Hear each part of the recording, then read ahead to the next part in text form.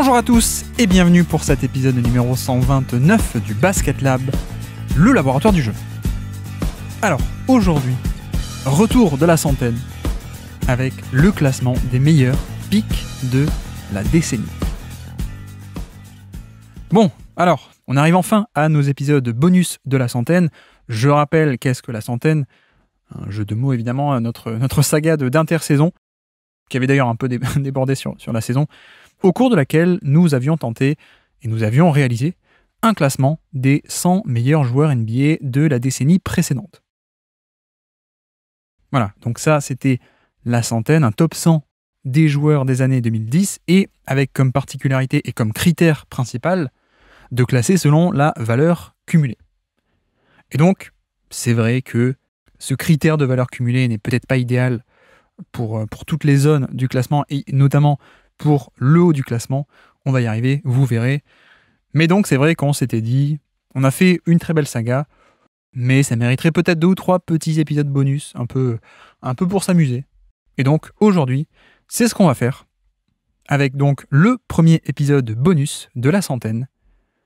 Cette fois, on ne va pas classer donc par valeur cumulée, mais par qui a eu le meilleur pic durant cette décennie. Donc voilà, le but c'est que ça vienne un peu en complément de la centaine et de ce critère de valeur cumulée. Là, effectivement, on va discuter d'autres choses, sans doute, pour le haut du classement. Et on va discuter plutôt de niveau de jeu, plutôt que simplement de kilométrage, peut-être. La pondération de tel profil face à tel profil, face à tel niveau de jeu au sein d'un profil contre un autre, etc., etc. Et d'ailleurs, oui, j'ai pas précisé, mais on va pas faire un top 100, évidemment. On va faire un top 10, top 15, vous allez voir. Seulement, mais bon, c'est déjà assez costaud. Et donc, pour ça, on reçoit un habitué du Basket Lab et de la centaine. On reçoit Antoine Tartrou, qui donc se joint à nous une nouvelle fois sur la centaine pour cet épisode bonus. Donc, aujourd'hui, dans notre laboratoire de recherche sur le jeu, premier bonus de la centaine, top 10 des pics de la décennie. Bienvenue dans le Basket Lab.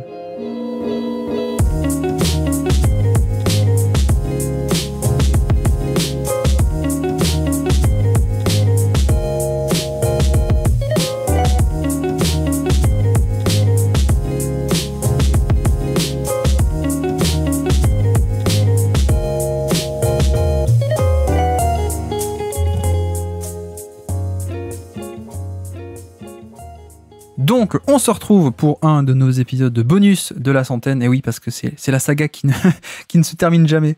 Il y a eu plein d'épisodes qui ont duré, mais il y a même des épisodes bonus maintenant. Et donc, pour ça, on reçoit un habitué du Basket Lab et de cette saga, bien sûr. On reçoit Antoine. Comment ça va, Antoine ? Écoute, ça va. Je vois que la saison est terminée et la saison des top 10 commence, quoi. Tu t'es pas surpris ? Tu t'étais pas dit... Bon, on était débarrassé avec la centaine et finalement, ça ressort de terre encore une fois. Alors écoute, 1, je suis surpris que ça soit pas tombé sur Nico. 2, on va se l'avouer, hein, quand tu m'as proposé le truc, c'était on va faire plaisir au Discord, on va leur donner un truc au Curry et devant Arden. C'est un peu l'idée, ouais. Donc voilà, pas de mystère sur l'objectif de l'épisode, hein, soyons clairs. Voilà, je crois que c'est pour un bien psychologique de l'ensemble Exactement. Du Discord ou de ceux qui ont participé à cette centaine, c'est pour voir ce classement où on essaye de truquer cette fois un peu les trucs pour que ça soit l'ordre qui nous plaît, quoi. Et pas de valeur cumulée, gna gna gna. C'est marrant parce qu'en plus, bon bref, on va en parler. Mais non, oui, Nico, je lui ai réservé le top 10 des pires joueurs de la décennie. Comme ça, il va nous faire rire avec des noms un peu bizarres. C'est vrai que c'est quelque chose qui lui va beaucoup mieux, je trouve. Oui. Après, j'étais un peu déchiré parce que j'aurais bien voulu t'entendre parler de Kendrick Perkins. Si tu veux, tu nous enregistres un audio et on l'insère dans le podcast. Je pense que vous pouvez faire très bien le travail sans moi. Bon, bref. Antoine Tartrou de l'écoute des parquets, de Basket Info, de la centaine aussi, puisque c'est une saga qui ne se termine pas et tu en fais partie. Oui, donc quel est un peu le but aujourd'hui ? Comme vous le savez, peut-être ou d'ailleurs peut-être pas, on a fait un top 100 de la décennie précédente. Donc un top 100, c'était une saga de l'été dernier qui a un peu duré malheureusement. Mais donc c'était un classement des valeurs cumulées. Et c'est vrai que c'est un format que je trouve assez représentatif qui a marqué une décennie sur toute la longueur. Et d'ailleurs, la valeur cumulée est assez intéressante pour la majorité des joueurs, mais c'est vrai que pour le cas des stars et des tout meilleurs de NBA, c'est peut-être un peu frustrant parfois de dire lui il va au-dessus de lui parce qu'il a fait un an de plus ou un an de moins. Donc pour le coup, le format de qui a non pas la meilleure valeur cumulée sur les 10 ans, mais qui a eu le meilleur pic est un format plus intéressant pour le haut du classement, et donc c'est ce qu'on va essayer de faire aujourd'hui, sans pression, mais voilà, c'était un peu pour compenser, parce que effectivement la valeur cumulée entre des stars, finalement on comparait peut-être plus le kilométrage que le vrai niveau parfois. Donc on va essayer de réparer ça aujourd'hui, entre guillemets, avec un classement des meilleurs pics de la décennie. Et donc oui, on va essayer de construire un top 10. Top 10, à la base je pensais top 15, mais je nous connais, donc on va partir sur top 10 peut-être. Sage décision, ouais. Qui ont été les meilleurs pics de cette décennie. Et comment est-ce qu'on définit pic, puisque vous savez que je suis un peu un malade mental, donc même ça il faut le définir. Pic, je me suis dit 3 saisons. Donc il faut être bon pendant 3 saisons. On prend qui a été le meilleur sur un laps de temps de 3 saisons, c'est ce qui représente un pic. Et je me suis dit, on va dire 3 saisons en 4 ans. On peut admettre en 4 ans parce que il y en a certains qui ont eu des blessures pendant leur prime, justement, pendant leur pic. Donc on va dire, on peut prendre 3 saisons en 4 ans. C'est un peu la petite astuce. On rappelle aussi que la décennie pour nous, c'est de 2011 à 2020, puisque c'est la manière correcte de définir une décennie. Donc saison 2011 à saison 2020. Et ce qu'on va faire, en fait, très simplement, je parle beaucoup, mais je vais te donner la parole, c'est qu'on va le construire un peu en direct, ce classement. On a un peu travaillé, on les connaît les joueurs évidemment, mais on va essayer un peu de faire ça un peu en direct, et au fil de la discussion, on va partir du 1, on va essayer d'arriver au 10, mais je sens qu'on aura envie de discuter du 24e, je nous connais. Est-ce que on est obligé à chaque fois d'indiquer pour le joueur les 3-4 années en question? Je les ai. Ouais, je vais te les proposer. D'accord, ok. Ah, bah si t'as. Merveilleux. Non, parce que la question c'est, est-ce que c'est plutôt le Kyle-Lowry de 2011 à 2014 ou le Kyle-Lowry de 2017 à 2020? C'est un peu ça. Ouais. C'est toujours. Je vois que t'es toujours surpris que je travaille un peu les émissions en amont. Mais oui, dernière précision aussi, parce que justement tu parles de ça, des années. Un joueur ne peut apparaître qu'une seule fois. Justement, parce que sinon il y aurait beaucoup de LeBron James dans le classement. Il y aurait le LeBron James de 2011 à 2014 et ensuite le LeBron James de 2015 à 2018, etc. Donc pas Kyle Lowry. Pas Kyle Lowry. Mais non, voilà. Donc une fois que le joueur apparaît une fois, même s'il a eu un laps de 3 ans ou 3 saisons, un autre pic très haut et meilleur que d'autres, voilà, le joueur ne peut apparaître qu'une seule fois, évidemment. Donc voilà. Et puis pareil, je rappelle aussi les critères. On est un peu sur les mêmes critères que sur notre valeur cumulée, on classe par rapport au niveau sportif, et on essaie un peu de faire fi de l'importance de la symbolique, l'importance du storytelling, parfois le facteur des titres, des trophées individuels, etc. L'importance aussi parfois exagérée des performances de playoff qui, on l'a vu, peuvent être aléatoires. C'est pas la décennie qui nous concerne, mais Nikola Jokic, quand il a un bon supporting cast ou pas, on voit que ça fait une différence entre premier tour ou titre, pour un exemple récent. Donc voilà, on va classer sur le niveau de jeu, l'impact sportif, vous êtes habitués. Si vous découvrez, eh bien, bonne chance. Si ça vous donne envie d'écouter tout le reste, vous en avez pour 3 ans ensuite. Antoine, est-ce que tu es prêt, du coup? Pas vraiment, mais disons que oui. De toute façon, on ne sera pas plus près que là. C'est vrai. Et oui, on va essayer de... Aujourd'hui, le but, c'est d'avoir un peu un esprit de synthèse, parce que sinon, encore une fois, je nous connais, en tout cas, je me connais. Je serais capable de refaire une saga sur les pics. Donc, essayons d'aller quand même à l'essentiel et d'être un peu digeste. Donc, dans un premier temps, avant de commencer à parler des joueurs en question, je voulais un peu reprendre le classement qu'on avait fait, du coup, donc le classement des valeurs cumulées, et prendre le très haut du classement et voir qui est-ce que déjà on peut éliminer, qui est-ce qui se retrouve peut-être en haut du classement à cause justement pour ce côté longévité, et qui est-ce qu'on peut, on va dire, mettre un peu de côté si on va discuter de qui a vraiment le top 10, vraiment top 10 d'élite, top 10, top 15, on va dire. Voilà, est-ce qu'il y a peut-être des noms qu'on peut éliminer, tu me dis. LeBron James, James Harden, Stephen Curry, Kevin Durant, on valide a priori? Oui. Ok, on les garde de côté. Chris Paul, Westbrook aussi. Franchement, il n'y a pas grand-chose à enlever sur le top 10. Arriver top 15 peut-être, mais top 10, franchement, ouais. Je dis pas que je les mets directement comme les 10, mais à chaque fois, tu n'arrives pas à les éliminer d'un trait, quoi. Donc Westbrook 6e, on le garde Sixième du classement des valeurs cumulées, pardon. Paul George, Kawhi, Anthony Davis, on garde. Lillard, je pense aussi, on garde. Butler. Ouais. Irving, on le garde ou pas? Je suis pas certain.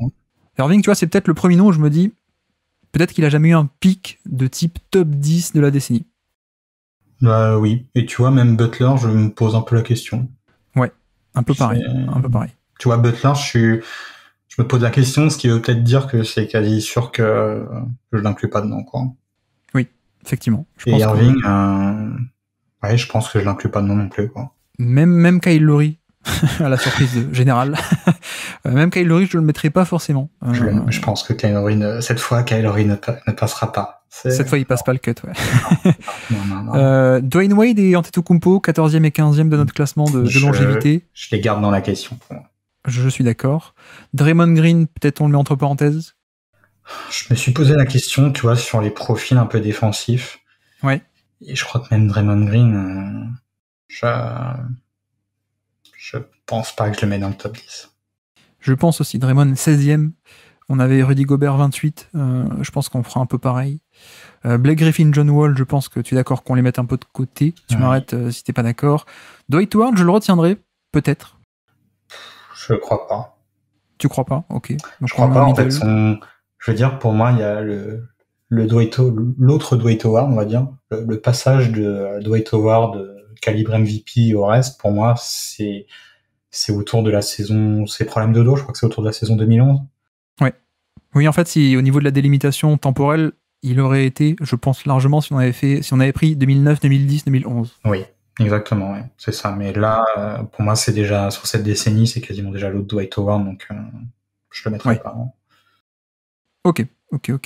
Alors Ford était 20e, on l'écarte un peu. Marc Gasol, Tony Parker, LaMarcus Aldridge. Dirk Nowitzki. Je me suis posé la question sur Dirk. Et j'ai un peu envie de le garder sous le coude, moi. J'ai envie de le garder sous le coude, mais j'ai un peu peur que la plongée post-titre de 2011 soit finalement assez rapide. Justement, quand on l'avait étudié, il y avait de quoi faire un peu après. Alors, pas des tonnes. Et en même temps, c'est pareil. Déjà, là, si on a pas mal de noms, si on se pose la question, vu le nombre de noms qu'on a au-dessus, a priori, ça entrera peut-être pas dans le top 10, effectivement.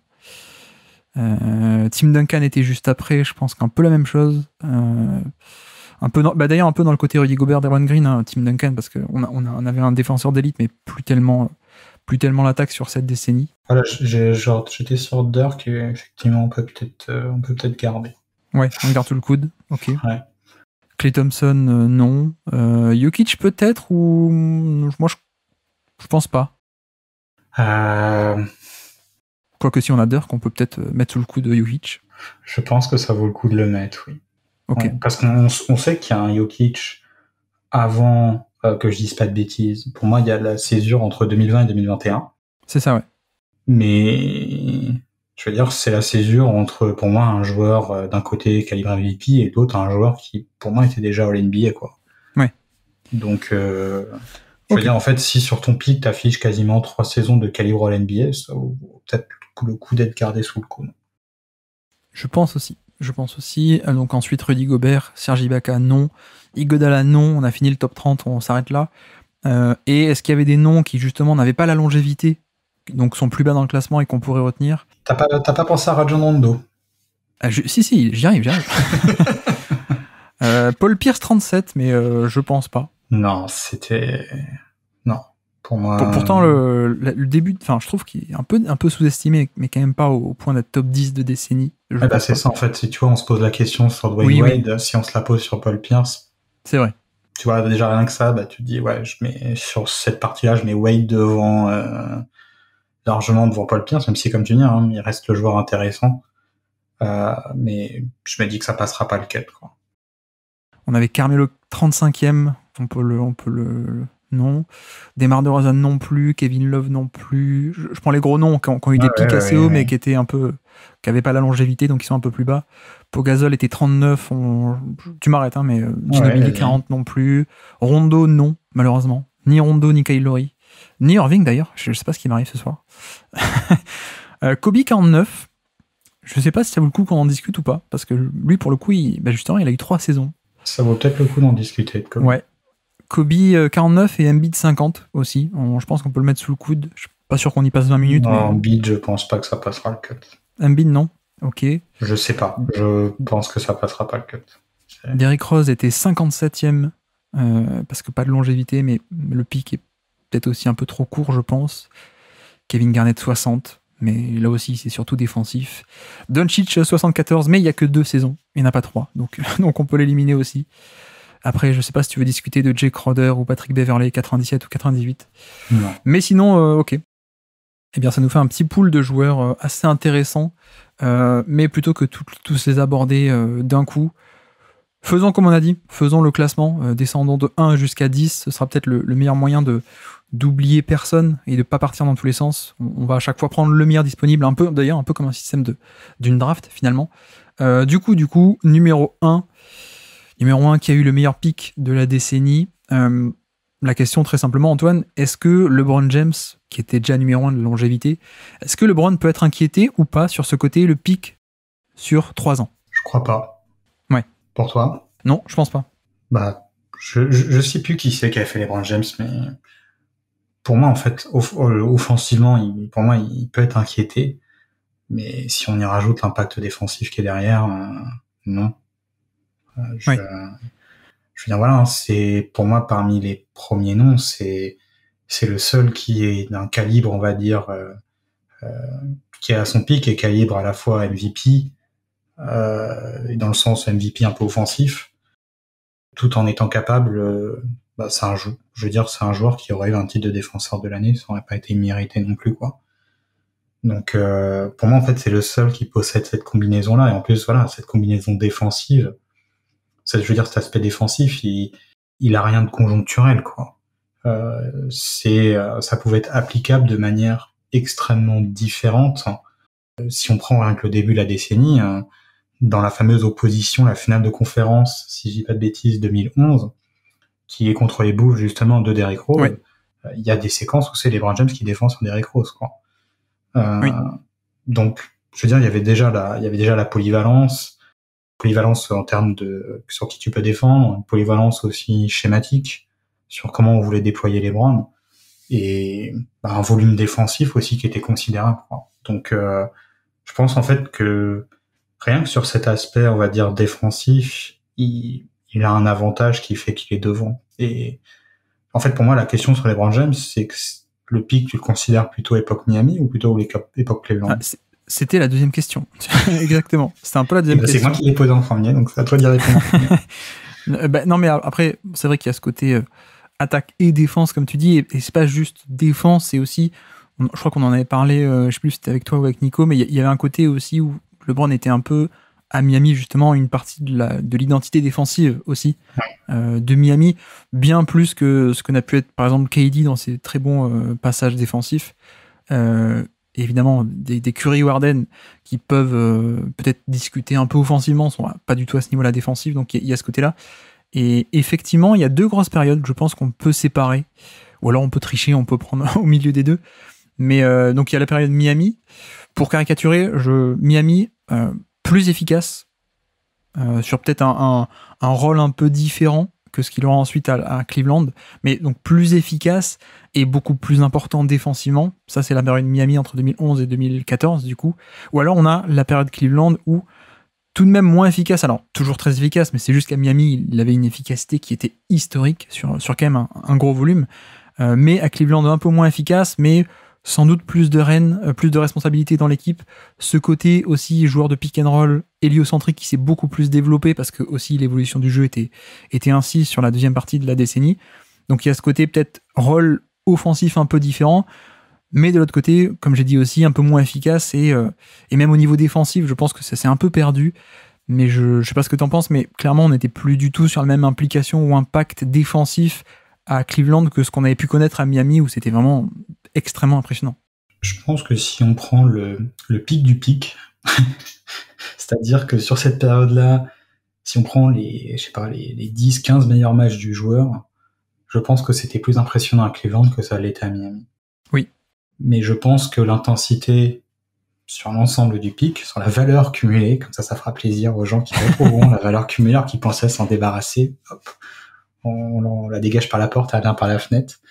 Je pense que la période Miami, même si, comme tu dis, hein, offensivement moins omnipotent, Oui.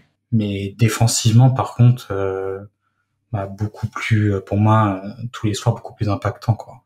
C'était moins le LeBron James qui, sur la période de Cleveland, il était déjà un peu calculateur à Miami, mais pas forcément calculateur dans ses efforts.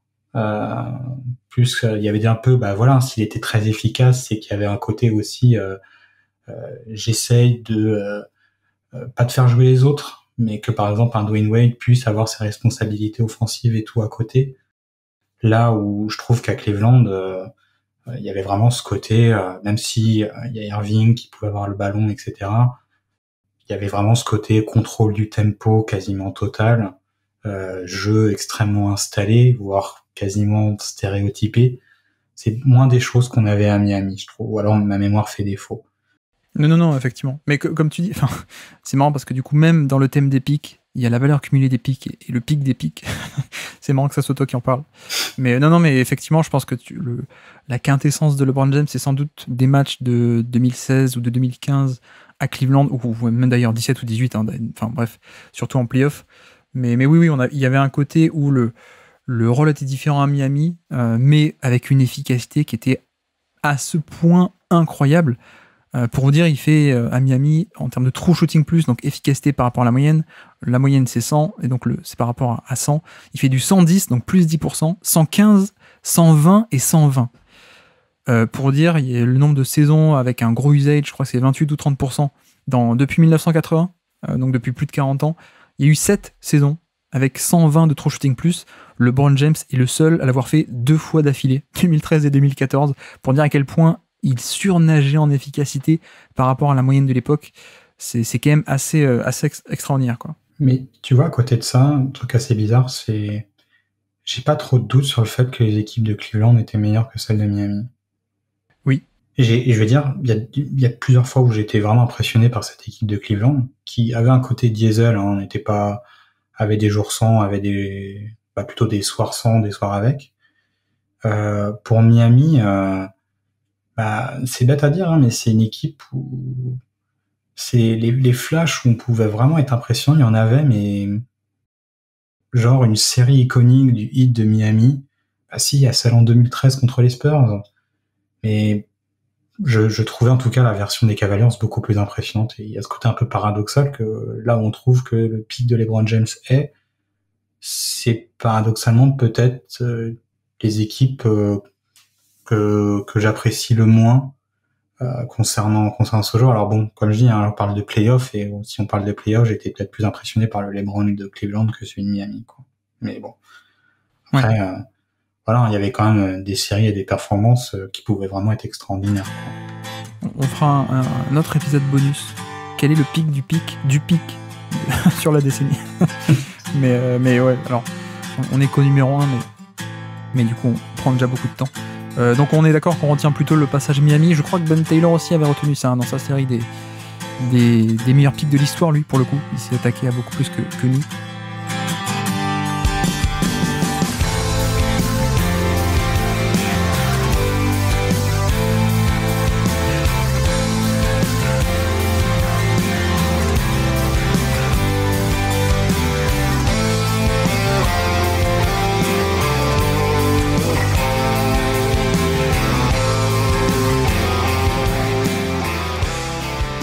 Et du coup, j'enchaîne avec le 2, qui est ce qu'on draft en numéro 2.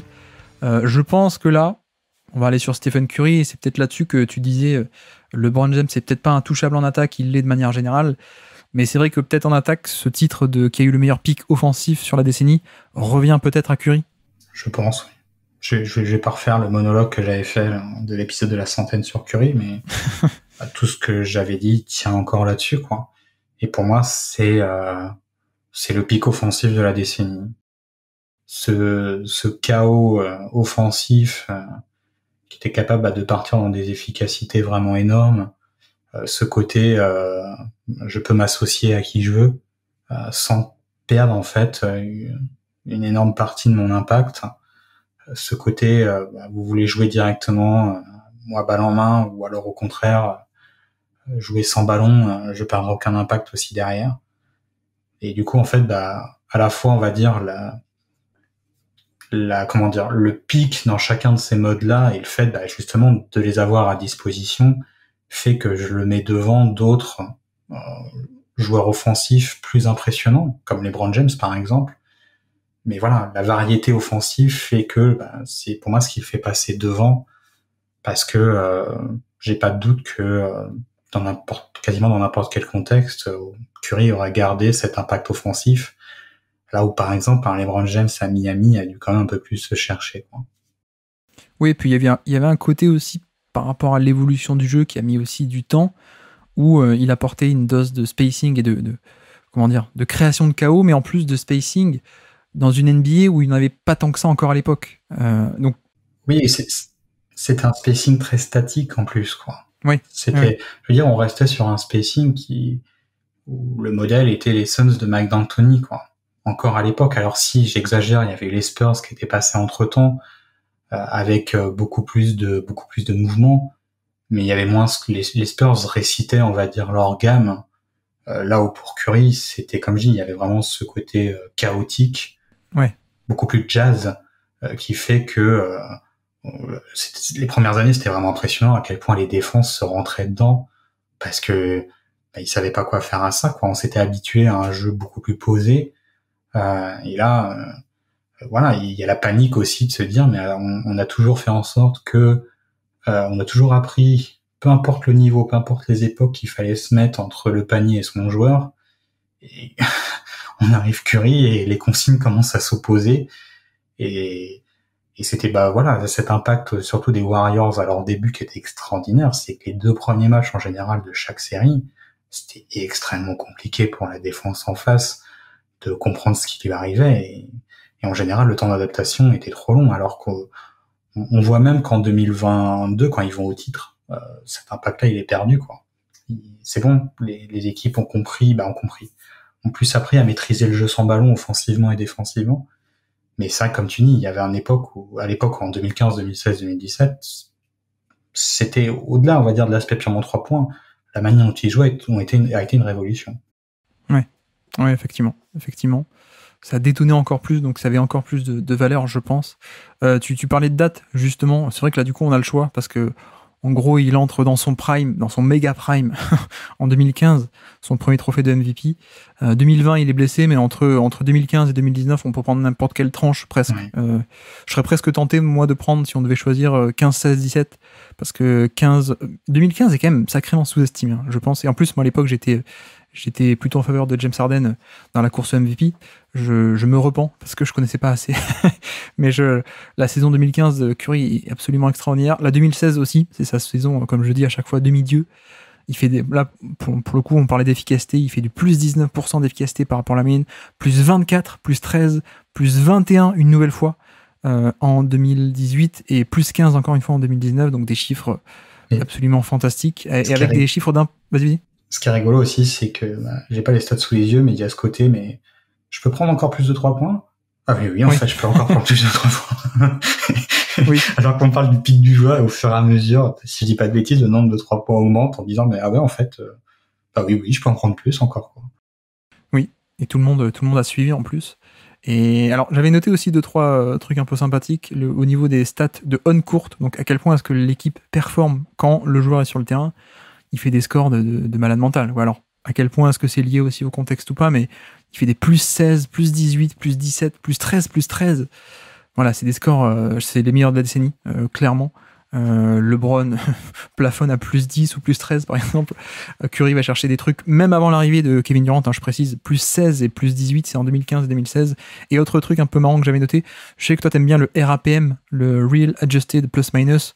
Notamment, donc ils font leur RAPM sur des laps de temps de 3 ans, justement, de 3 saisons. Et bon, ça remonte pas toute la décennie, mais ça remonte jusqu'à 2012. Et donc, tu peux sélectionner des tranches de 3 saisons. Donc, par exemple, de la tranche 2012 jusqu'à 2015, etc., jusqu'à la dernière, 2017-2020. Donc, il y a 6 tranches comme ça. Il y a 2012-2015, 2013-2016, 2014-2017, 15-18, 16-19 et 17-20. Voilà. Donc, 6 tranches. Curry est premier à l'attaque sur 5 de ces 6 tranches de 3 ans. Et il est deuxième une fois. Donc effectivement, plutôt pas mal au niveau de l'impact offensif. Et c'est vrai que, du coup, peut-être si tu veux enchaîner sur soit Kevin Durant, soit Harden, soit Chris Paul, soit je ne sais pas qui, mais c'est peut-être pour ça qu'on lui donne un peu cet avantage au global, même quand on inclut la défense, c'est parce que l'attaque était à ce point forte. Qui est-ce que toi, en termes de pick, tu verrais le plus aller taquiner Curry, justement? En 3e position? Ouais. Bah, tu vois, je suis en train de me poser la question en direct. Preuve que c'est vraiment du direct. T'as donné les noms, je pense. Kevin Durant. Durant, Harden, je peux te proposer Chris Paul ou Kawhi même, je sais pas. Et bah, tu vois, Chris Paul, j'aurais vu un peu plus en dessous, et c'était avec Kawhi Leonard que je me posais la question. Ouais. Je me pose la question parce que, tu vois, sur Durant, il y a le fait où son pic offensif et son pic défensif sont trop distincts, de mon point de vue, quoi. Je veux dire, en fait, le pic défensif de Durant, c'est bête à dire, mais pour moi, c'est quasiment honnête, quoi. Donc, hors de la période. Et du coup, alors après, ça restait pour moi peut-être même à si on prend les années d'Oklahoma City ou même les années de Golden State, je crois qu'on en avait parlé, hein, c'est pas un mauvais défenseur. C'est un défenseur pour moi légèrement positif, mais sans beaucoup plus. Là où, même si Kawhi, il y a un peu le côté calibre défenseur de l'année lors de lui aussi il y a un peu un déphasage, hein, entre son impact défensif et son impact offensif. Ouais. Je trouve que, alors certes, on est obligé d'enlever 2017 pour les blessures, si je dis pas de bêtises, je crois que ça tombe en 2017. 18, pardon, ouais. Mais c'est vrai que si on prend ces saisons 17, du coup, 19-20, ouais. À quel point, en fait, on n'a pas un impact des deux côtés du terrain plus intéressant, même si offensivement, en fait, je préfère Harden et Durant à Kawhi. Je trouve que plus malléable, moins dans le style de l'isolation et plus capable, je crois, et ce que je vais le dire, en plus je vais le dire pour Durant, de peser, on va dire, sur l'identité de l'équipe. Sachant que pour Kawhi, si je peux te relancer, ouais. Tu parlais de 17, 18 il est blessé, donc on le prend pas, 17, 19 et 20, on a dit 3 saisons sur au moins 4. Il y a aussi une autre variante, c'est 16, 17 et 19. Donc la variante, c'est qu'en 2020, aux Clippers, il y avait quand même un peu plus de passing, et on était moins sur le côté je te donne la balle, tu fais l'isolation et tu marques, mais la participation et la synergie collective étaient moins bonnes. Aux Clippers, il est monté à plus de 5 passes décisives par match, et on le voyait être un meilleur créateur pour autrui.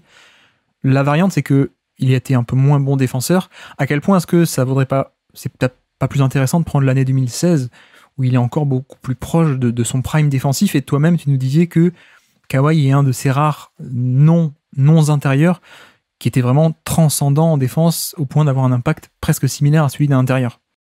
Oui, non, mais la question se pose entièrement. Après, je considère qu'il y a quand même, même avant, même en 16 et 17, il y avait un côté où son impact défensif restait quand même un peu conjoncturel.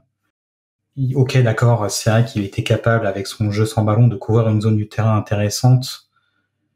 Mais est-ce que tu faisais ton identité défensive autour de Kawhi Leonard? Je crois pas, quoi. Non. C'est à la différence, tu vois, des pics défensifs qu'on peut citer de la décennie. Kawhi Leonard n'est pas dans ce style-là, quoi. Et c'était pas le système aussi, parce que LeBron a brillé parce que c'était le système de Miami d'avoir ses ailiers qui protègent le panier en second rideau. C'était pas autant les mêmes schémas et donc la même importance peut-être pour les Spurs à l'époque en 2016. Oui, et après je prends toujours aussi l'exemple pour Kawhi où tu prends en 2019 contre les Bucks, tu te dis mais waouh, l'impact défensif colossal. Tu le décales contre Golden State et tu dis ah oui bah tiens, ça reste bon, hein, pas de souci, hein. Mais l'impact défensif, tout d'un coup, il paraît moins important, quoi. Donc c'est un peu là-dessus où je sais pas trop comment. T'as une préférence, toi, sur le classement? Non, mais je me pose la question aussi. Je serais peut-être enclin à prendre justement 2020 avec le passing. Non, je parlais par rapport même carrément aux autres joueurs, en fait. Je suis tout autant perdu que toi. J'avais un peu ces trois-là. Je vais pas commencer à balancer d'autres noms, même si celui d'Antetokounmpo pourrait être intéressant aussi, mine de rien. même s'il a que 2 saisons sur 3, mais peut-être on en parlera, je sais pas. Je ne sais pas, moi je sais que j'ai toujours des billets par rapport à James Harden, qui en plus, si on prend le pic de James Harden par exemple, ça ferait 17, 18, 19, donc en plus un triplé de MVP pour lui. C'est dit. Mais non, voilà, en plus avec 3 versions différentes qui étaient en 17 plutôt encore en genre de pick and roll. Ensuite 2018 c'est la fabuleuse année sur isolation où il a une efficacité absolument dingue. Et 19 c'est peut-être là où on a beaucoup plus de l'héliocentrisme massif avec aussi du coup certains coups d'opportunité. Je sais pas à quel point, enfin c'est difficile et on n'a pas vraiment de vraie réponse, mais à quel point aussi ce côté il est l'attaque et mine de rien une très bonne attaque, c'est pas Curry, mais voilà, il faut l'héliocentrisme de Harden n'est pas parfait, et il y a des faiblesses, mais je trouve était quand même un assez bon niveau. Donc je sais pas à quel point est-ce que ça, finalement, d'être l'attaque et de représenter toute l'identité de l'attaque, un peu comme Curry, mais moins fort, ça peut pas aussi avoir un peu de valeur par rapport à des Kawhi ou des Kevin Durant, quoi. Et Durant offre quelque chose encore différent par rapport à Harden et à Kawhi, à savoir ce côté option A, option B de ton attaque. Oui. Où on a dit dans l'épisode sur Durant que c'était pas l'option A que tout le monde imaginait, mais il faut dire que ça reste quand même une très bonne option A, quoi. Oui. Et après ce côté aussi est capable de jouer à côté de Westbrook, est capable de jouer à côté de Curry, qui fait que il y a un côté où l'impact offensif de Durant, presque peu importe la manière dont vous allez jouer, et on pourrait presque dire même parce que c'est rarement lui qui vous donnera ce tempo, mais il conservera en fait une énorme partie de son impact offensif, tout en proposant quelque chose de défensivement qui n'était pas au niveau de Kawhi, mais qui était supérieur à celui d'Harden, quoi. En fait, c'est vrai que c'est assez rigolo parce que Harden et Kawhi t'obligent à des constructions d'équipe un peu particulières. Clairement, Kawhi, tu sais que il va te falloir autre chose offensivement pour tourner, Kyle Lowry. Et même un peu défensivement, sans construire, on va dire. En fait, Kawhi t'es un peu obligé de construire l'équipe autour de lui, mais un peu aussi sans lui. Harden, t'es complètement obligé de construire l'équipe autour de lui, et Durant, tu t'en fous presque de la manière dont tu vas construire ton équipe, quoi. Oui, tu veux dire, Kawhi, c'est presque, tu construis ton équipe avec le collectif qui doit tourner, etc. Et lui, c'est la cerise sur le gâteau qui vient prendre des tirs et les mettre. C'est ça, ouais. Mais ça va pas plus que ça. Harden, c'est, tu dois tout construire en fonction de lui. Et de l'autre côté, Kevin Durant, c'est peut-être pas au point de Stephen Curry. On n'est pas d'accord avec Zach Lowe, mais Kevin Durant, c'est tu le mets n'importe où et ça clique en fait. Ouais. Mais et d'ailleurs, tu prendrais quelle période pour Kevin Durant du coup? Est-ce qu'on prend le OKC 13, 14, 15 blessés, mais 13, 14, 16? Est-ce qu'on prend les Warriors? Je sais que moi, je sais pas à quel point j'ai raison ou pas, mais j'ai l'impression qu'aux Warriors, en étant dans un effectif aussi bon, il y avait une certaine limite de à quel point est-ce qu'ils pouvaient le bonifier de toute façon. Mais après, est-ce qu'on évalue à quel point le joueur était fort individuellement ou à quel point est-ce qu'il a impacté son collectif? Je sais pas, je serais presque enclin de le mettre, de prendre la période OKC où il était déjà absolument efficace dans un environnement offensif qui était beaucoup moins propice. Il faisait des saisons au True Shooting Plus à 121, 118, etc. Je serais presque tenté de prendre le truc de la période OKC, même si sans doute il était un peu meilleur en défense à Golden State. Ça dépend en fait pour moi si tu vois l'arsenal du joueur, ce qu'il est capable de faire, et après ce qu'on lui a demandé de faire en fait sur les terrains, quoi. Oui. Un peu la différence entre ton niveau intrinsèque et le niveau après que tu affiches vraiment sur le terrain, la manière dont on te déploie, quoi. Parce que je suis d'accord avec toi, sinon je prendrais la période OKC, ouais.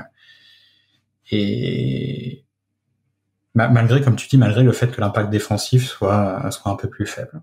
Et le passing aussi, au tout début, le passing est arrivé en 2014. Ouais. Mais bon, après, si on prend 13, 14, 16, ça va, on va dire. Mais c'est vrai qu'en 2011-2012, on n'était pas du tout sur le même niveau de passeur.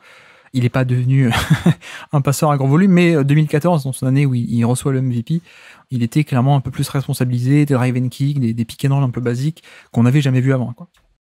Et je crois que là, à cet instant-là, ouais, si je devais donner l'ordre, je crois que ça serait Durant, Harden et Kawhi. Je te suis. Je te suis, faisons comme ça. Oui. En fait, pour l'expliquer un petit peu, ce qui me fait un peu balancer, sachant que, comme vous vous en apercevez, c'est un peu du direct, quoi, donc c'est léger. Sur Durant, j'apprécie vraiment ce côté un peu peut être déployé, un peu n'importe où. Et défensivement, même si voilà, on a été critique, il a fait aussi partie de l'identité défensive du Thunder. Surtout en play-off, en fait. Il était vraiment excellent en play-off. Le reproche, c'est qu'il était un peu moins actif en saison régulière, on va dire. Surtout, en fait, le Thunder, c'était une défense extrêmement agressive, en fait. Ouais. Et parce que misait sur les capacités athlétiques de ses joueurs, que ça soit Ibaka, que ça soit Westbrook, mais aussi en partie parce qu'il y avait aussi Kevin Durant, quoi. Et du coup, il faudrait pas non plus lui enlever complètement cet impact défensif sur cette période, même si déployé dans un style qui finalement correspondait à ses qualités, donc chose à prendre en compte. Mais j'apprécie en fait ce côté peut être déployé un peu dans n'importe quel contexte et vraiment le bonifier tout en ayant après le niveau de jeu qu'il a, quoi. Là où Harden, je trouve qu'offensivement, déployé dans le bon contexte, a un impact supérieur. Mais il y a ce côté, oui, il faut un peu ce contexte, parce que voilà, Harden est un bien meilleur passeur que sur son pic que ne l'était Durant. Et voilà, il y a cette construction à la fois offensive et défensive qui peut être lourde en termes de construction d'équipe, limiter du coup ce que vous pouvez mettre autour du joueur. Et j'ai même aussi envie de dire un peu ce côté en play-off, ce qu'on a vu des fois parfois où le plan B, alors Harden techniquement dans son jeu a des alternatives au pick and roll, le jeu en isolation, mais la construction d'équipe qu'il demandait faisait que les alternatives étaient compliquées à avoir, quoi. Oui. Et malgré tout, je le mets devant Kawhi parce que si vous construisez correctement l'équipe, vous avez quelque chose d'extraordinaire. Alors que Kawhi, vous avez l'impression qu'il faut le rajouter à une bonne, voire une très bonne équipe pour en tirer en fait, pour en tirer le maximum, je sais pas. Mais si là, on va dire, oui, en fait, si, pour en tirer le maximum, pour moi, il faut une bonne équipe parce que vous pouvez pas lui demander de tirer les rênes 100% offensivement, vous pouvez pas lui demander de tirer la défense non plus à 100%, et il aura du mal à donner un style, son jeu sera beaucoup direct, même s'il avait progressé à la passe, c'est pas lui qui va enchaîner les pick and roll sans arrêt. Du coup, il faut une équipe qui offensivement est capable d'évoluer sans lui, garder un niveau intéressant, tout en s'intégrant bien à lui, parce que s'il n'y a pas de spacing, Kawhi, ça va être plus compliqué. Et défensivement, il est capable de couvrir ce périmètre aussi énorme, mais sans se transformer en un LeBron James, pour moi, vraiment les meilleurs défenseurs qui soient. Du coup, c'est ce qui fait que je le mets un petit peu en dessous, parce que c'est compliqué, je trouve, d'avoir un joueur qui a une identité, mais a besoin d'avoir une autre identité à côté de lui, et aussi défensivement avoir besoin d'une structure pour être déployé là où il est le plus intéressant, parce que si vous mettez Kawhi un peu pour combler les brèches, votre défense, je pense qu'elle est pas bien construite. Je pense que si on faisait juste l'attaque, j'aurais Harden au-dessus de Durant. Je pense aussi, oui. Mais même si je pense pas que Harden était à ce point catastrophique en défense, que parfois on le caricature, mais il y avait tout de même, même dans les bonnes années, on va dire, et en plus il y en a eu des mauvaises, mais même dans les bonnes années, il fallait quand même faire avec certains compromis qu'on n'avait pas tant que ça avec Durant, donc je suis d'accord sur le côté Durant au-dessus de Harden, et de l'autre côté, Kawhi, pour moi il y a aussi un gap d'efficacité qui est assez significatif, pour le coup, entre Kawhi Leonard et Durant, dans le sens où, si on caricature très grossièrement en disant c'est un peu le même style où ils vont mettre leurs points à gros volume sans énormément d'impact de création de collectif, oui, du coup, c'est grosso modo la même chose, même si pas totalement, mais voilà, si on caricature. Et là-dessus, la différence, elle est quand même assez énorme, quoi. Là où Kawhi, il était sur des plus 10 ou plus 15% d'efficacité, Durant allait chercher parfois des plus 20, quoi. Et c'est comment dire, si vous connaissez pas les chiffres, ça paraît pas énorme, mais en vrai, c'est un écart assez immense. Et vraiment, Durant était dans une zone d'efficacité et de productivité qui est vraiment historique. Et Kawhi est peut-être juste excellentissime, quoi. Donc pour moi, ça justifie un peu ce côté-là. Et le duel Harden-Kawhi, je te rejoins aussi sur... finalement, la valeur d'Harden, c'était aussi que bon, il fallait les bons outils à côté, mais il était aussi un peu le système, il créait des choses, il y avait cette valeur-là de création, alors que Kawhi, il faut le rajouter à un bon effectif, sinon t'as pas les mêmes retombées. Donc ça me va dans cet ordre-là, ça me va.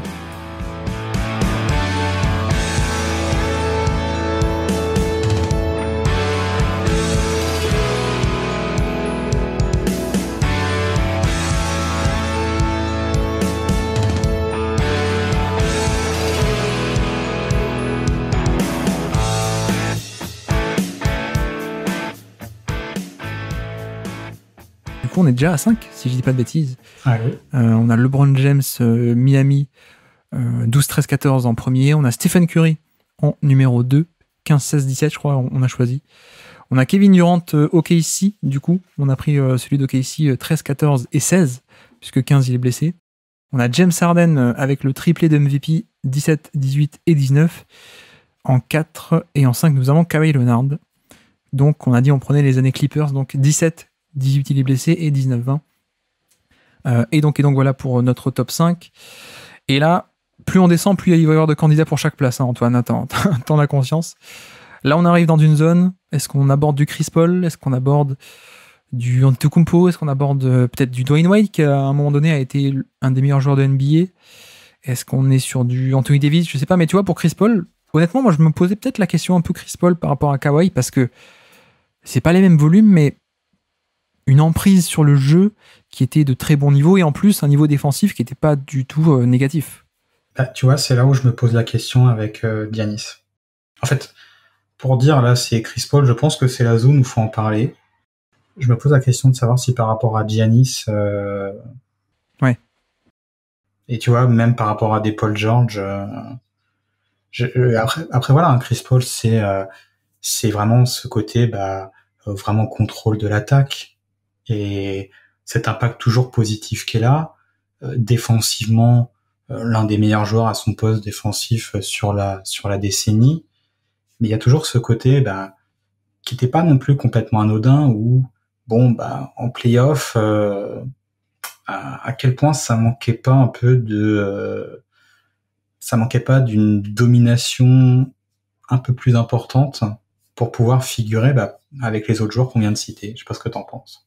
Oui, c'est un peu toujours le problème de Chris Paul, c'est-à-dire le volume était bas parce que c'était encore cette tradition et son style de jeu de meneur gestionnaire qui essaye de faire tourner l'attaque, et c'est cette manière de jouer, mais c'était pas que ça, quoi. Le volume était aussi bas parce qu'il a peut-être jamais eu, pour moi je trouve que c'était un peu son défaut, il a jamais eu ce côté implacable que peuvent avoir d'autres joueurs sur aller scorer quand il faut, je peux faire l'isolation, je peux faire le pick and roll, et quasiment à volonté, même si c'est peut-être un abus de langage, le côté implacable ou à volonté, mais il y avait évidemment certaines limitations en termes de taille qui faisaient que, de taille et de jeu peut-être aussi, où il voulait pas non plus forcer, donc ça a des côtés positifs en termes d'efficacité, en termes de déchets, hein, très très peu de pertes de balles, et très peu de mauvaises actions, mais effectivement il y a des fois, du coup le contre-coup, le revers de la médaille, c'est que du coup il forçait pas, quoi, et à interpréter de manière un peu négative cette fois, le côté il va pas faire comme Kawhi, il va pas faire comme James Harden, tiens, il faut aller chercher un panier, j'y vais. Chris Paul n'a jamais eu ce genre de facilité, mais voilà, en même temps je me dis à quel point est-ce que peut-être tiens d'ailleurs, ça aussi c'est une question, parce que je sais que beaucoup de modèles stats de la décennie l'aiment énormément en défense. J'avoue que j'avais un bon souvenir, et même l'été dernier quand j'ai revu des matchs, effectivement il y a des bons trucs, mais je me demande à quel point certains modèles stats le survaluent peut-être pas un peu, parce que basé sur des box scores et sur les interceptions où il était très bon, mais voilà, c'est quelqu'un qui était bon sur le ballon, qui pouvait être relativement polyvalent, mais il y avait aussi quand même certaines limitations d'impact sur la défense collective, sur des rotations au panier ou ce genre de choses. Donc je sais pas, je sais que j'ai un bon souvenir du Chris Paul défenseur, mais je dirais pas non plus que c'était au niveau de certains autres dont on a parlé, des Durant ou des Kawhi. Oui, clairement, il y a la limitation du poste. Pour ajouter son panel défensif, c'était aussi un bon rebondeur pour sa position. Ce qui fait que, comme tu dis, hein, très apprécié, parce que, je pense que tu connais mon désamour pour les grandes stats défensives. Oui. Surtout celles qui se basent sur le box score ou on va dire des combinaisons de statistiques individuelles, quoi. Mais après voilà, c'est vrai que Chris Paul, il y avait une présence aux interceptions sans en plus être un gros parieur à la Iverson, présence au rebond défensif, capacité à très bien jouer les schémas de jeu qu'on lui demandait d'appliquer, capacité à un peu switcher en plus et tenir les mismatchs s'il fallait. Après voilà, on arrive à la limite structurelle qu'on peut avoir à cette position défensivement, surtout j'ai envie de dire sur cette décennie. Donc voilà, on peut dire à la fois que c'est l'un des tout meilleurs défenseurs à son poste sur la décennie, mais à quel point on va dire qu'on compare par rapport aux joueurs sur lesquels on est en train de faire ce top 10, ça pèse dans la balance, moins que quand on dit Kawhi était l'un des meilleurs défenseurs à son poste, on dira que Giannis aussi, forcément ça pèse un petit peu moins, quoi.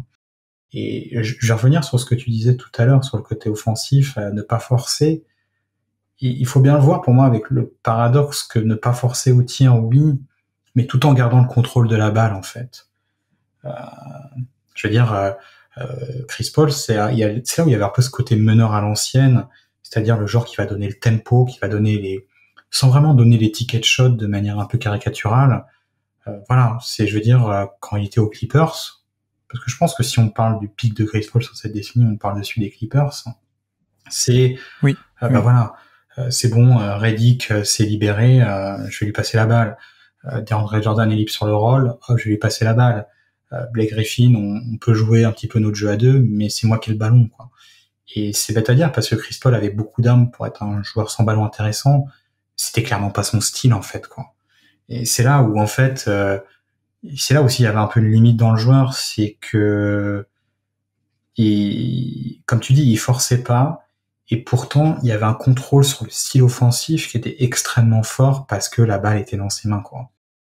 Et c'est là où je trouve que là aussi, il y avait une construction d'équipe, même si en fait, tu peux mettre, je pense, beaucoup de monde autour de Chris Paul sur ces années-là, et ça fonctionnera quand même. Mais j'ai l'impression que malgré tout, il donnera une identité offensive qui est un petit peu figée, et que si très intéressante, qui je pense aussi, là, arriver en play-off, peut avoir un côté, son côté un peu métronome, un peu le côté double tranchant du métronome, où arrivé en play-off, il essayait d'augmenter lui ses responsabilités offensives, mais malgré tout on restait sur un style offensif qui avait du mal, je trouve, à se dépasser un petit peu, quoi. Oui. C'est en fait Chris Paul te donne un effectif pour moi, et t'es sûr d'arriver à 80% des capacités de cet effectif, quoi, parce qu'il va vraiment poser les choses sur la table comme il faut. Mais je suis pas sûr que t'arriveras souvent à 100%, parce que c'est le style de Chris Paul, et que pour arriver à ce 80%, il t'amènera jamais les 20% qui seraient un peu plus chaotiques, qui demanderaient un peu plus d'adaptabilité dans son registre offensif, chose qu'il n'avait pas, quoi. Et bon, je pense qu'on a assez décrit le joueur, et du coup la question c'est, par exemple, par rapport à un Giannis Antetokounmpo, où est-ce qu'on le voit? Je sais pas là quels sont les autres joueurs, on va dire, avec qui Paul serait en compétition. Je peux dire, donc Paul, on a pris de 2012 à 2015, donc il y a 4 saisons, mais vous pouvez en prendre 3 parmi celles-là. Même 16-17 en fait, je pense qu'on peut, mais le pic des Clippers pour moi était par là, 13, 14, 15, malheureusement. On est d'accord d'ailleurs aussi que sur Chris Paul, plus gros impact que Blake Griffin, a priori, parce qu'on l'a pas explicité, mais oui. Ça paraît assez évident en termes d'impact sur l'identité de l'équipe notamment. D'ailleurs les chiffres le reflètent, puisque le with or without you, excellente équipe quand les deux sont sur le terrain, plus 9, quasiment plus 10 points par 100 possessions de différentiel quand les deux sont sur le terrain. Quand il n'y a que Chris Paul, plus 9. Quand il n'y a que Blake Griffin, plus 1. Et là, on est sur un échantillon de plein d'années, toutes les années Clippers d'ailleurs, donc gros échantillon. Et tu vois, rétrospectivement, quand on se rappelle le style offensif de Griffin, qui avait un peu ce côté tir à mi-distance, et passe et dribble, on se dit qu'il y avait moyen de faire bien mieux sur cette association avec nos yeux actuels que ce qui s'est passé à l'époque, quoi. Oui, tout à fait. Et je pense que c'est le problème de le jeu qui était en train d'évoluer, mais qui n'avait pas totalement évolué, quoi. J'aurais bien voulu voir le Blake Griffin, notamment ses capacités sur short roll peut-être, ou attaquer des mismatchs dans l'espace, on va dire. Le prime Blake Griffin dans la NBA d'aujourd'hui, ça aurait été peut-être plus fun. Ça aurait pu débloquer d'autres situations, on va dire. Mais même tu vois, sur Chris Paul, j'ai l'impression que Chris Paul, c'est un peu, j'allais dire, une relique d'un ancien temps, mais peut-être pas, mais Totalement. c'est un peu ce modèle de... Vas-y. Je me rappelle que quand le magazine Rivers présentait Chris Paul quand il arrivait en 2008-2009, c'était le meneur qui allait associer la nouvelle école à l'ancienne école des meneurs. Oui. Et en fait, on voit que ça représente assez bien les choses. Le problème, en fait, c'est que le joueur est un peu resté coincé justement entre les deux. C'est-à-dire, voilà, ce meneur à la fois, donc nouvelle école capable de scorer et de prendre des responsabilités offensives quasiment d'une première option, d'être vraiment ce créateur, ce touche-à-tout, et d'avoir aussi ce côté distributeur. Mais le problème, en fait, c'est qu'il est resté un peu coincé entre les deux, ouais.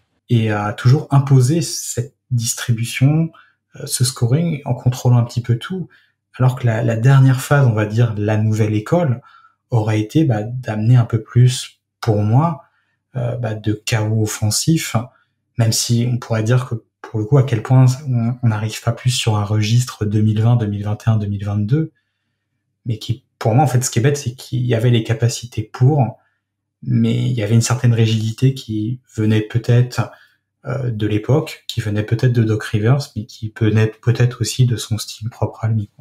Oui, c'est un peu la transition entre André Miller d'un côté, le meneur gestionnaire, ou je sais pas, d'autres meneurs comme ça. Revin Knight. Ouais, ça. Et de l'autre côté, Luka Doncic, il est un peu au milieu de ça, mais comme tu dis, peut-être avec notre vision d'aujourd'hui, on aurait peut-être voulu qu'il soit encore plus proche du côté héliocentrique, Luka Doncic, Trae Young, ce genre de meneur, quoi. Poser des écrans pour Blake Griffin, ce genre de choses, quoi. C'est bête à dire, mais oui, la diversité offensive aussi, ouais. Non, mais en plus, c'est intéressant parce que on parlait de Kevin Durant, qui, en plus dans un podcast récent, on parlait de Kevin Durant, le profil théorique, etc. Vous pouvez l'écouter si vous voulez, mais même le modèle d'équipe idéal, c'était d'il y a quelques années, c'est Chris Paul avec un peu ce rôle de meneur à l'ancienne, un peu scoreur, mais aussi surtout gestionnaire, et Kevin Durant qui était le scoreur à qui on donne les ballons et qui doit pas être le créateur. Finalement, on aurait peut-être voulu avoir les deux en même temps en 2007 quoi, ou 2008. Ça aurait... Rondo et Paul Pierce, quoi. Oui, voilà, c'est un peu ça, ouais, un peu ça. Mais bref, donc voilà pour Chris Paul, et donc on va peut-être le mettre en compétition. Je te disais, on a du Antetokounmpo qui fait un pic 18, 19, 20, surtout 19, 20, quoique peut-être tu vas pouvoir en discuter, mais 19, 20, c'est les années où il reçoit le MVP, à défaut de... Bref, James Harden. Bon, bref, arrêtons avec les private jokes. Donc Antetokounmpo, 18, 19, 20, Wade, de l'autre côté de la décennie, de l'autre côté du spectre, 11, 12 et 13, où je pense qu'on démarre la décennie avec un Dwayne Wade qui est encore top 2, top 3, top 5 joueurs du monde. Donc attention à ne pas avoir un biais de mémoire récente là-dessus, à le prendre en compte.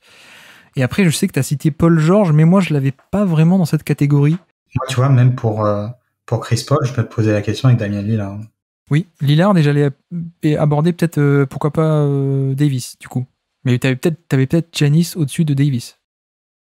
En fait, plus je réfléchis, plus je pense que le prochain nom à mettre, en fait, devant Chris Paul, pour moi, c'est Antetokounmpo. Ouais. Je pense. C'est impact. Pour moi, c'est ses meilleures années défensives, en fait, je pense. Oui. C'est peut-être une bêtise, je me rappelle peut-être pas de 21 et de 22, mais je pense que c'est son pic défensif. Pic défensif, donc pour le coup, un peu comme LeBron James, ou Kawhi Leonard a son pic, on parle d'un pic défenseur de l'année, quoi.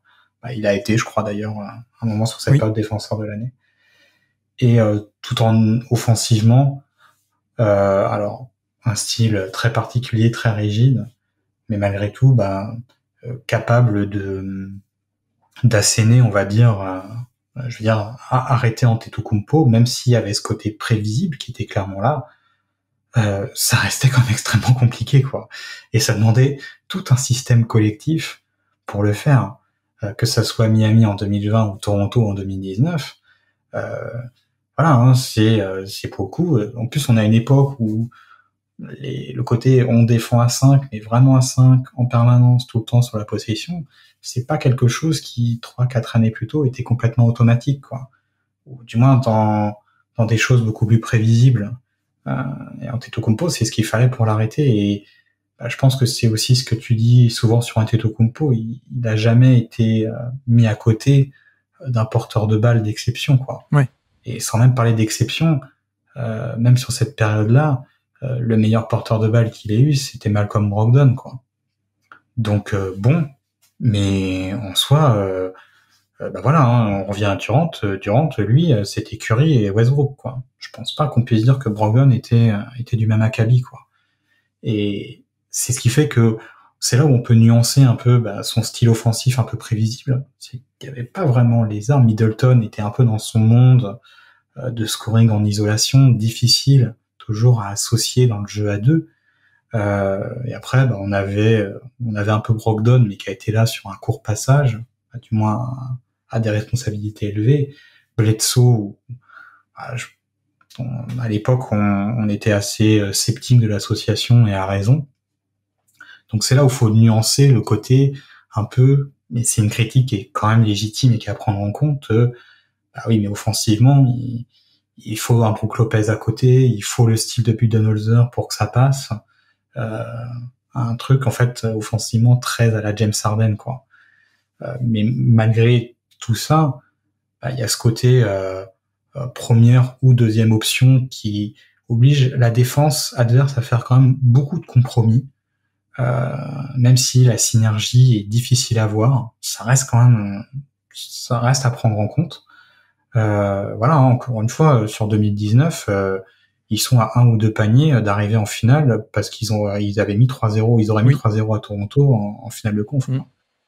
Oui, ça va en prolongation même ce match, donc on est quand même pas si loin que ça, quoi.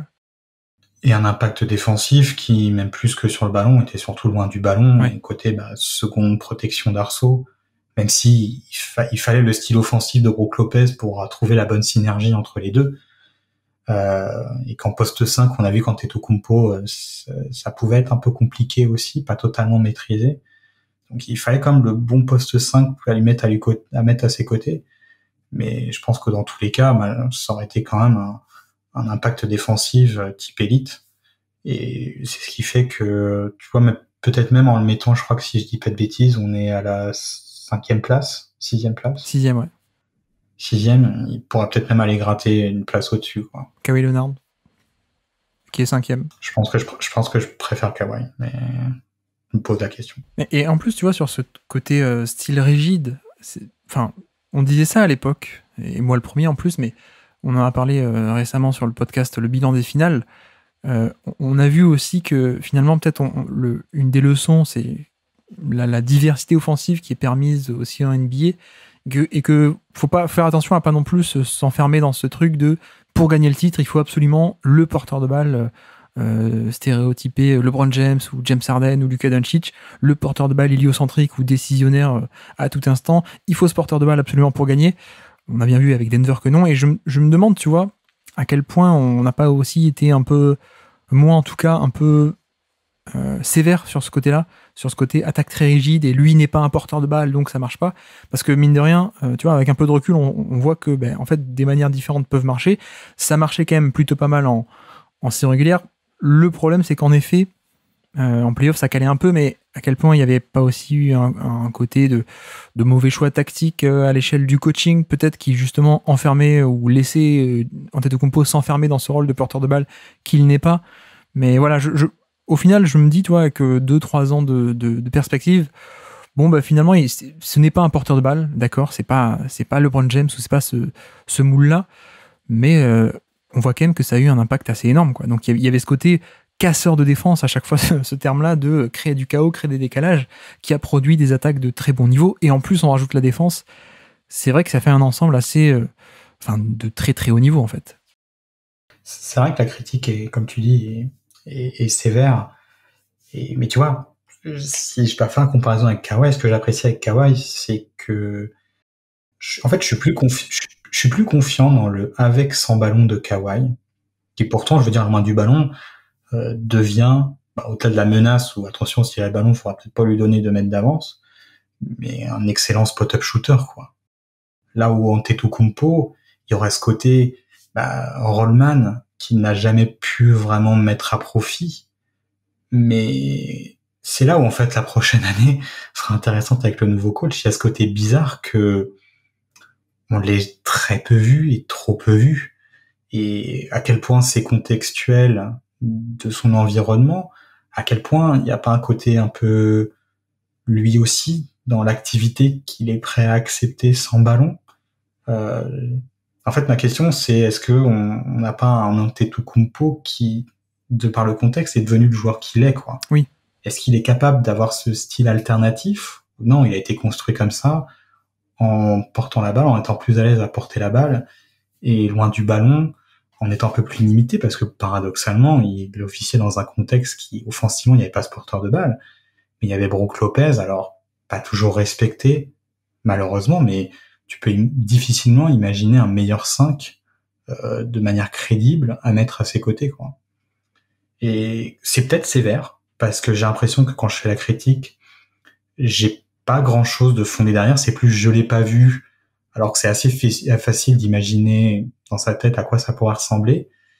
Mais de l'autre côté, je l'ai pas vu non plus, quoi. Oui, oui, on juge ce qui a été aussi, hein. On va pas inventer de la valeur potentielle alors qu'il n'y a pas eu cette valeur-là, quoi. En fait, là où tu sais, pour des joueurs, tu peux penser que certains joueurs l'auraient proposé d'eux-mêmes, quoi. Oui, bien sûr. Oui, mais en même temps, il allait pas créer un porteur de balle capable ou un coach capable de l'utiliser de cette manière non plus, quoi. Donc, non, mais ça n'a jamais été automatique non plus pour lui de proposer des mains à main, quoi. C'est vrai. C'est là où, tu vois, c'est sans doute sévère, mais je me demande à quel point il n'y a pas un peu de son fait qu'on ne l'ait pas vu non plus, quoi. Oui, tout à fait.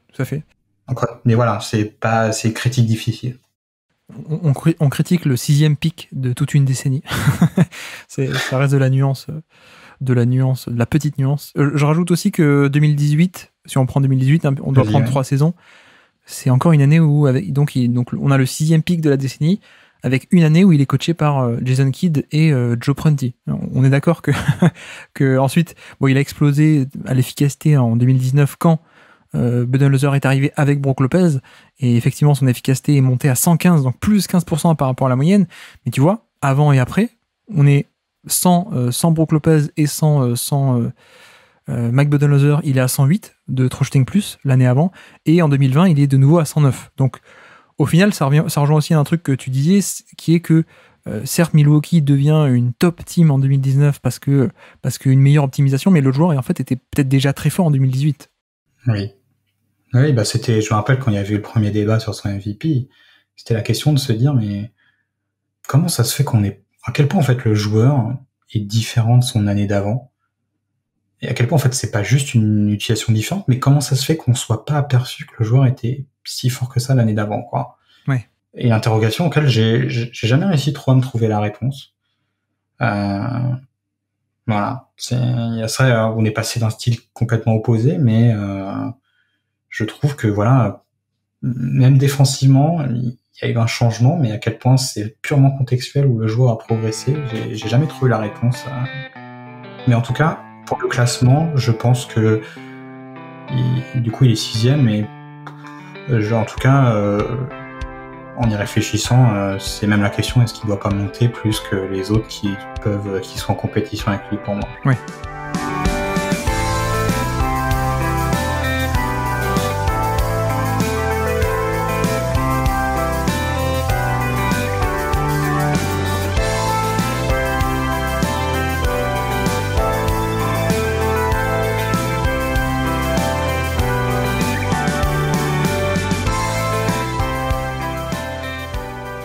On peut le fixer 6e, effectivement, d'autant que les candidats, donc on a parlé de Chris Paul qu'on n'a pas encore fixé au classement. Mmh. On a Chris Paul, tu as parlé de Lillard, on avait, j'ai évoqué Wade peut-être, on verra, mais Chris Paul, Lillard, Wade, Anthony Davis peut-être, le cas Russell Westbrook, est-ce que Westbrook va rentrer dans ce top 10, est-ce que pour toi il est à ce niveau,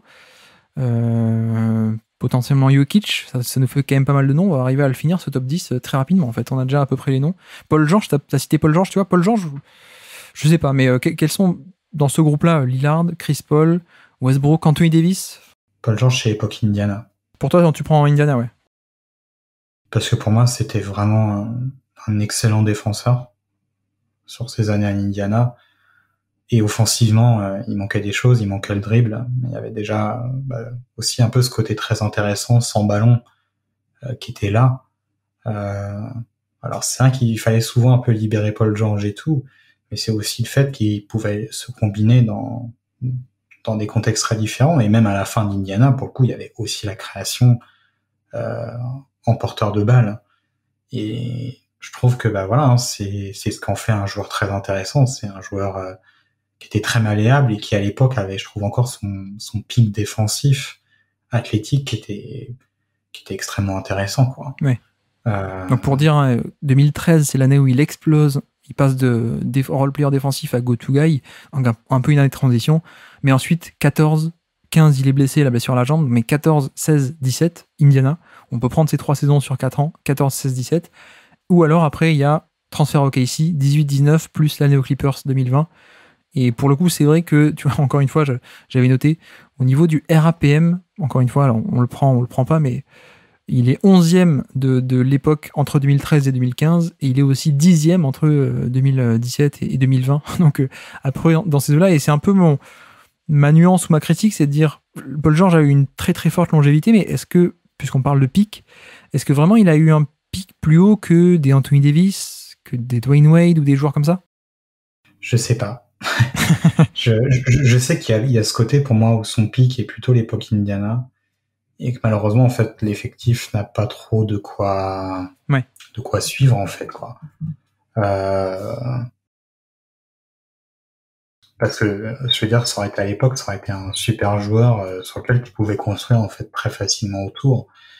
Après c'est son pic fait qu'il a aussi été à l'époque d'Indiana propulsé, on va dire un peu première option offensive. Chose qui était peut-être un petit peu tirée, mais il y avait quand même ce côté avec sans ballon, moi, que j'adore beaucoup, tout en gardant cet impact défensif d'élite.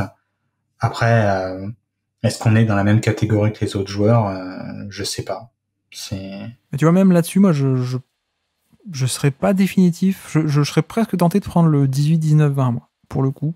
D'accord. Mais tu as l'air de dire que le différentiel défensif est à ce point plus intéressant Indiana, quoi. Pour moi, il y a le côté aussi responsabilité un petit peu, quoi. Ouais. Oui, c'est vrai. C'est le côté un peu... oui, il était hyper responsabilisé, donc forcément ça l'aide pour son pic, mais il était trop responsabilisé, donc ça le dessert un petit peu, et à quel point il était pas mieux dans son rôle, un petit peu de deuxième option, ou du moins d'option plus malléable offensivement que celle sur-responsabilisée, je sais pas. En termes d'efficacité, c'est pareil, hein, on est toujours autour des plus 3, plus 4, plus 5%, donc ça change pas, hein, Indiana ou KC ou Clippers. Donc par rapport à certains qui peuvent se poser la question pour la fameuse saison 2019, qui médiatiquement était beaucoup ressortie du lot pour Paul George, en termes d'efficacité, en termes de volume, on est à peu près toujours sur la même chose, si ce n'est qu'il faisait dans une équipe où il était justement plus la première équipe, mais il était peut-être... Enfin, c'est ça aussi avec le truc avec Paul George, et ça rejoint un peu ce qu'on disait sur Chris Paul, qui a pas totalement fait la transformation ou la transition, et on était un peu frustré. Tu vois, Paul George avait toujours un peu cette frustration aussi en tant que scoreur un peu pour lui, un peu implacable, pas aussi fort que des Kawhi ou des Kevin Durant, et il avait plus de playmaking et de responsabilité dans le jeu peut-être, mais pas à ce point non plus, quoi. J'ai toujours eu un peu cette impression d'entre-deux ou de frustration légère avec Paul George aussi, quoi. Ouais, non, mais je vois ce que tu veux dire, et on se décide toujours pas, mais ça va aider à clarifier les choses. J'ai du mal à mettre Anthony Davis dans le top 10. Ah ouais, carrément? Ouais. Attends. Là, on a un épisode où moi je mets pas Kyle Lowry et toi tu mets pas Anthony Davis. Les gens ils savent pas où ils sont là, mais ah non, pour le coup, moi tu vois, je me pose la question un peu quand même. Ce qui me gêne, je veux dire, voilà, hein, moi je suis quelqu'un qui a toujours été enthousiasmé par le profil d'Anthony Davis, mais pour moi il y a ce côté où défensivement il y a le problème au fait tout Pelicans qu'il était déployé, je sais plus pour quel joueur je faisais la remarque, je crois que c'était pour Kawhi, il était déployé pour boucher les brèches. C'est le changement quand il est arrivé aux Lakers dans un effectif très défensif, c'est tout d'un coup, c'est plus pour déployer les brèches, là on a un effectif assez costaud, donc on va mettre Anthony Davis de la manière à déployer le plus possible son impact défensif, plutôt de se dire ah ouais mais zut on a Mirotic, on a un tel, comment on va faire défendre tout ça? Bon, Anthony Davis, tu vas essayer de couvrir, il faut que tu sortes à cet endroit-là. Bref, tu le déployais par la négative, alors qu'au Lakers, tu le déployais par la positive. Et tu te rendais compte que défensivement, c'était pas la même chose. Mais après, il y avait aussi le joueur, et je crois que c'est ce qu'on avait dit dans son profil, où on a toujours été un peu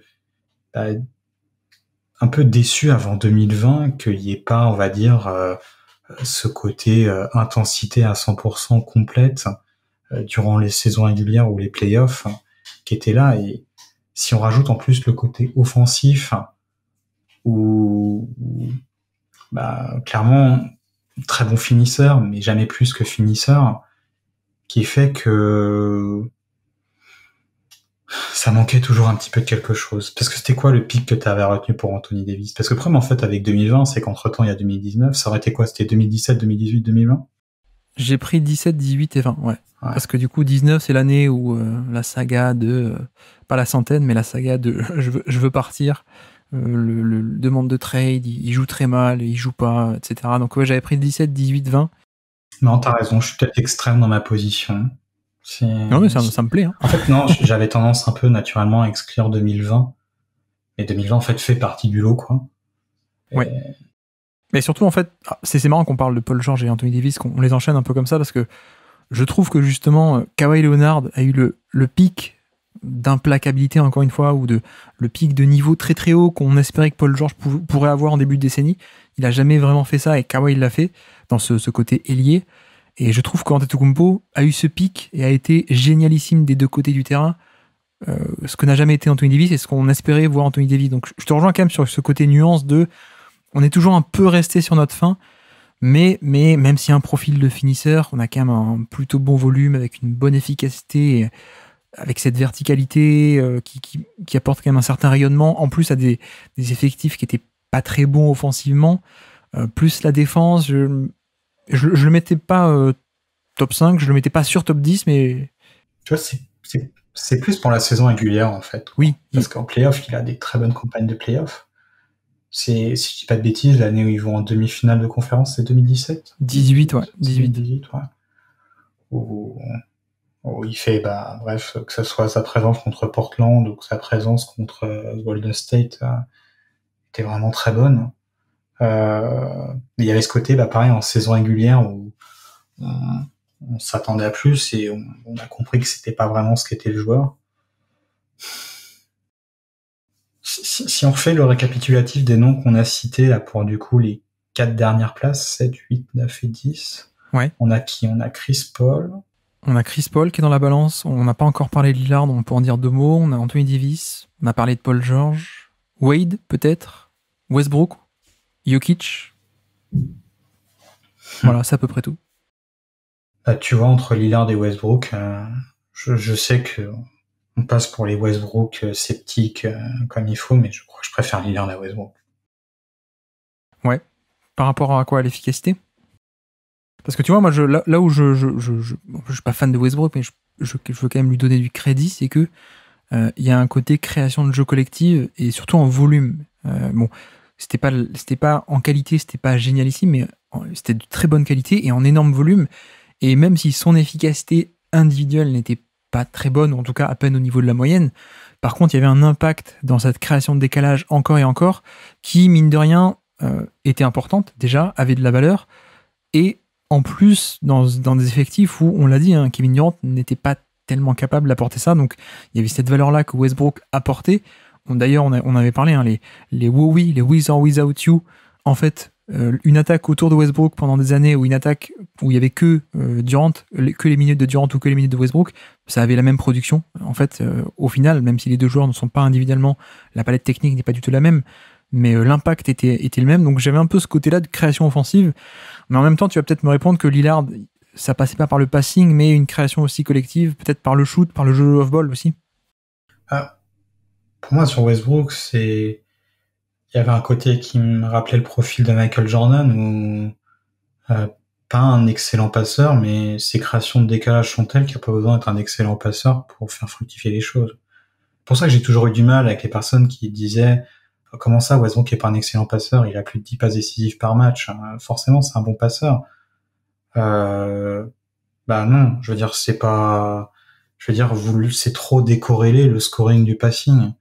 Et que Westbrook a eu, en fait, sa capacité à décaler était telle que peu importe l'intelligence de jeu, la sélection des choix et le registre technique de la passe, la première qualité était telle que les secondes n'avaient pas besoin d'être élites pour être mises à profit, en fait, quoi. D'ailleurs, juste question, quel pic tu prendrais, toi? Parce que moi, sur Westbrook, j'élimine un peu tout ce qui est après 2017, parce que la défense est plus là, et que 2017, c'est quand il a sa prise de pouvoir héliocentrique et tout, la défense est plus là du tout, et l'efficacité après 2017, elle est pas là, donc j'élimine un peu ça, cette fin de décennie où il est un peu plus vieux en plus. Mais je sais pas si on prend 2017, du coup, ou pas. Ou si, je sais que toi, t'aimais bien aussi un peu les années, justement, avec Durant. Si on prend du 12-13-14 ou 13-14-16, par exemple, parce qu'il est un peu blessé en 15, je crois. Tu vois, j'aurais pris 14-16-17. 14, ouais, 14-17. En fait, pour moi, il y avait un côté où Oklahoma City, offensivement, c'était un monstre à deux têtes, et c'était pas grand-chose de plus. Ouais. Et le fait que l'équipe soit aussi bonne, malgré ce que je viens de dire, c'est quand même un fort crédit à mettre à ces deux joueurs qui officiaient dans un spacing qui était pas des plus idéales, qui étaient hyper responsabilisés offensivement et qui étaient suffisamment forts que en fait les jours où ça rentrait pour la défense adverse, il y avait pas grand-chose à faire, quoi. Et qui étaient capables à tous les deux, qui avaient des sélections de tirs un peu compliquées parce que c'était pas dans leur capacité technique de générer eux-mêmes une quantité de tirs faciles à la manière d'un LeBron James, mais aussi parce que le contexte autour était quand même pas des plus bons, quoi. Ouais. Et c'est vrai que je vois très bien cette qualité de Westbrook ce côté un peu indomptable où vraiment c'est cet impact direct, violent, qui devient un peu cliché, qui a ses inconvénients, mais aussi auxquels il faut pas enlever les positifs non plus. Ce qui m'embête, moi, avec Westbrook, et il y a le paradoxe, qui est justement, il y a eu Durant, mais c'est un peu une remarque à mettre sur... En fait, c'est pour moi la remarque amplifiée de ce qu'avait Chris Paul, à savoir, pour moi, le symbole de Westbrook, c'est la vampirisation du jeu. Oui. Et que c'est un basket total, dans le sens total où... Johan Cruyff. Je ne sais pas si c'est dans le sens Johan Cruyff, mais c'est dans le sens on y va à fond sans réfléchir, quoi. Oui, puis il y a un coup d'opportunité, tu veux dire aussi. Et il y a totalement un coup d'opportunité, oui. Et qu'en fait, ça allait...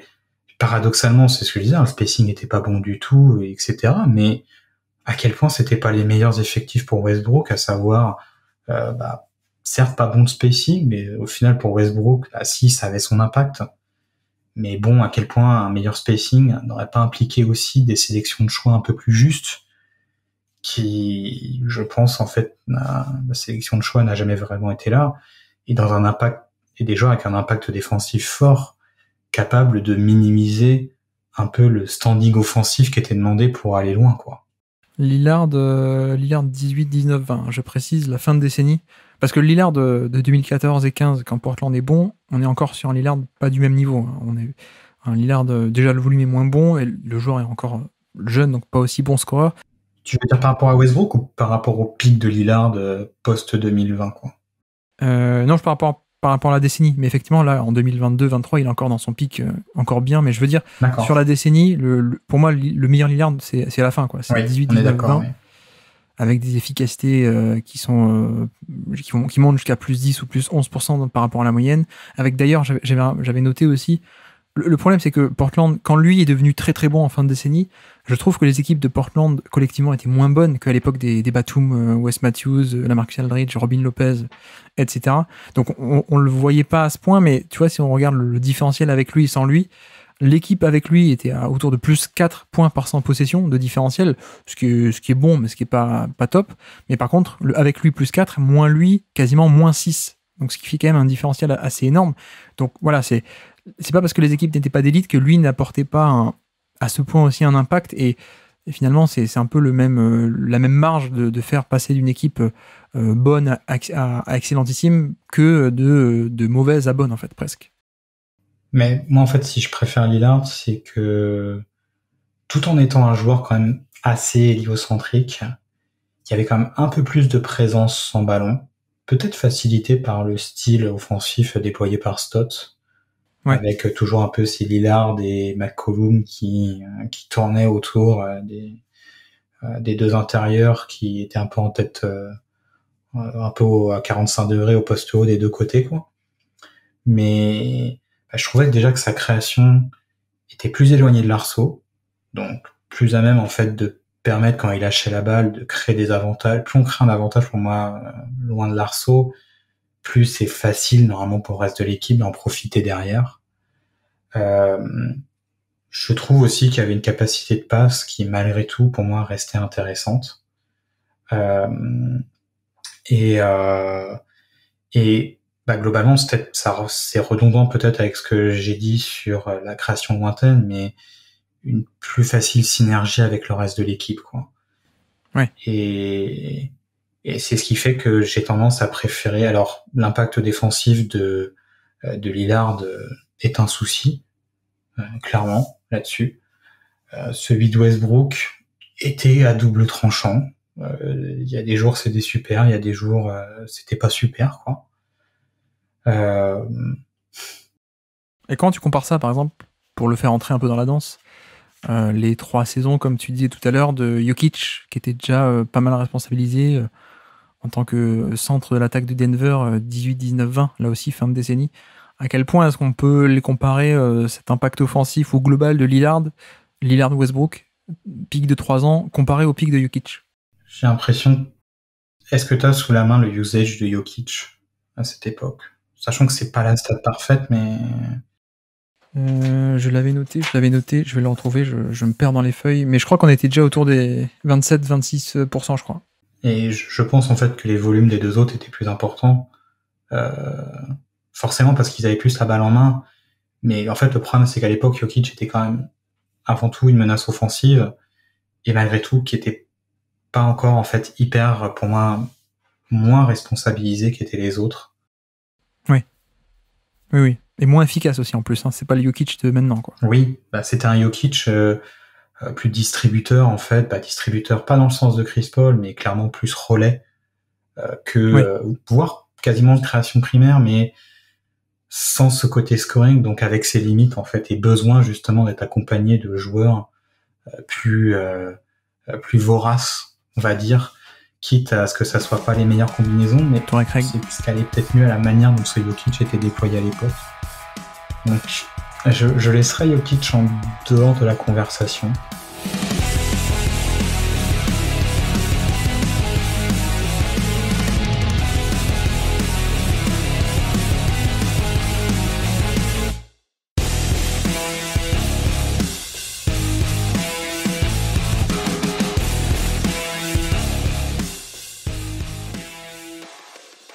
Et donc là maintenant on a à peu près évoqué tout le monde. Ouais. Il va falloir trancher.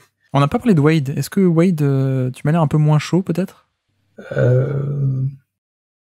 Wade en 2011, c'est quand même c'est du sacrément costaud.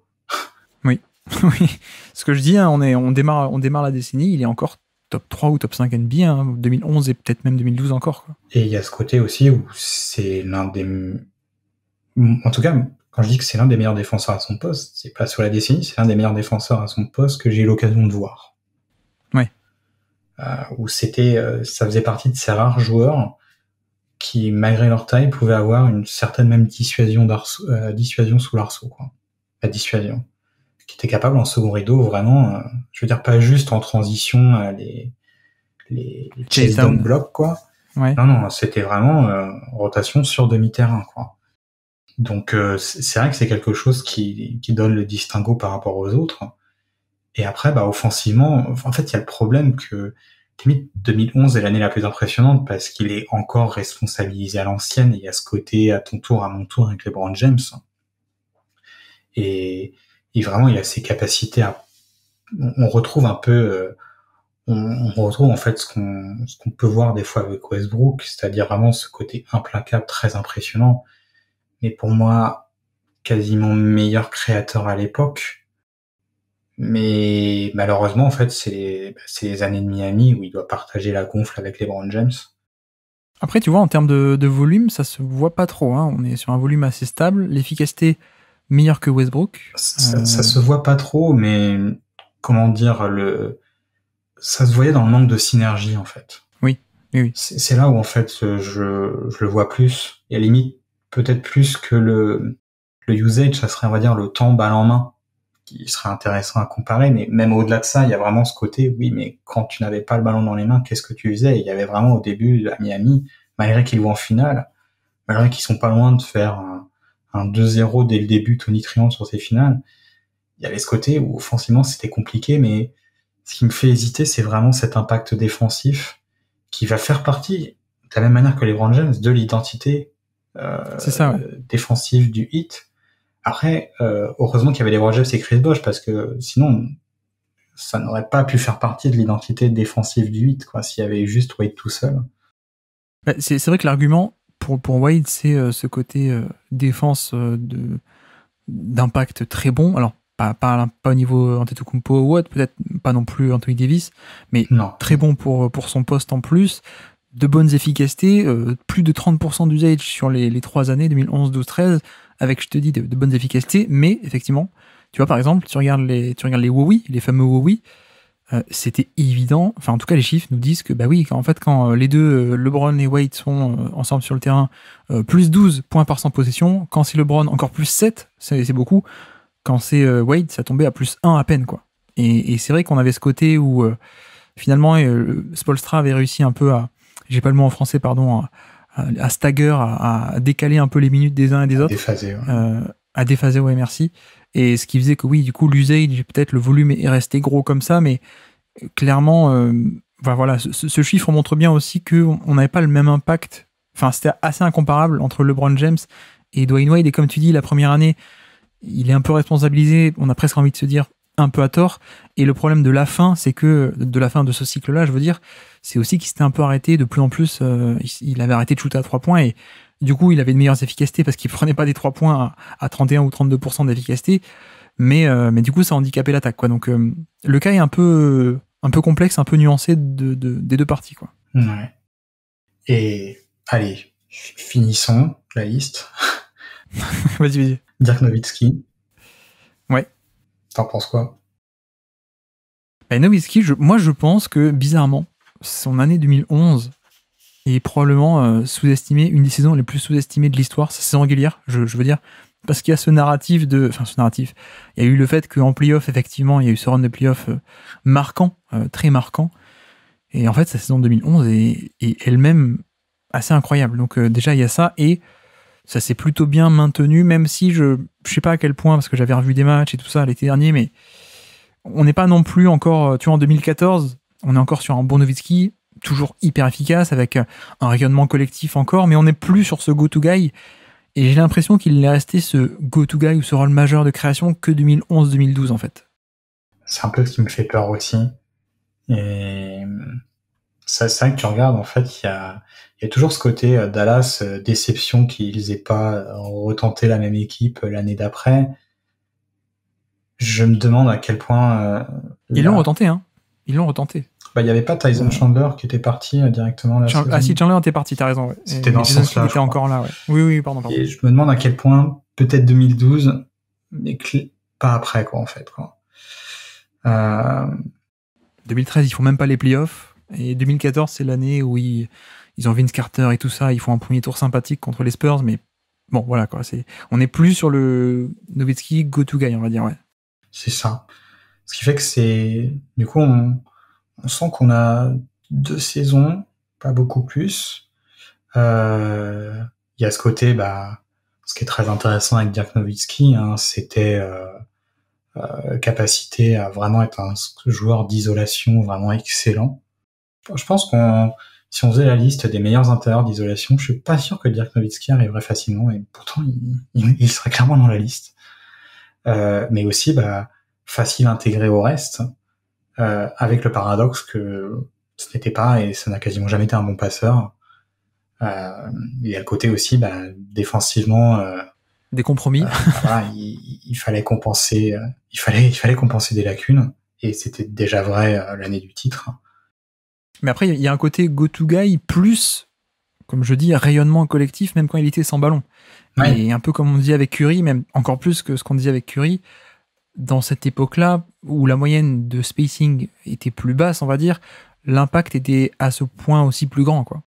Oui, clairement, je veux dire, vous prenez à Dallas, vous pouvez faire sur la carrière de Dirk Nowitzki l'ensemble des porteurs de balles qui y ont été.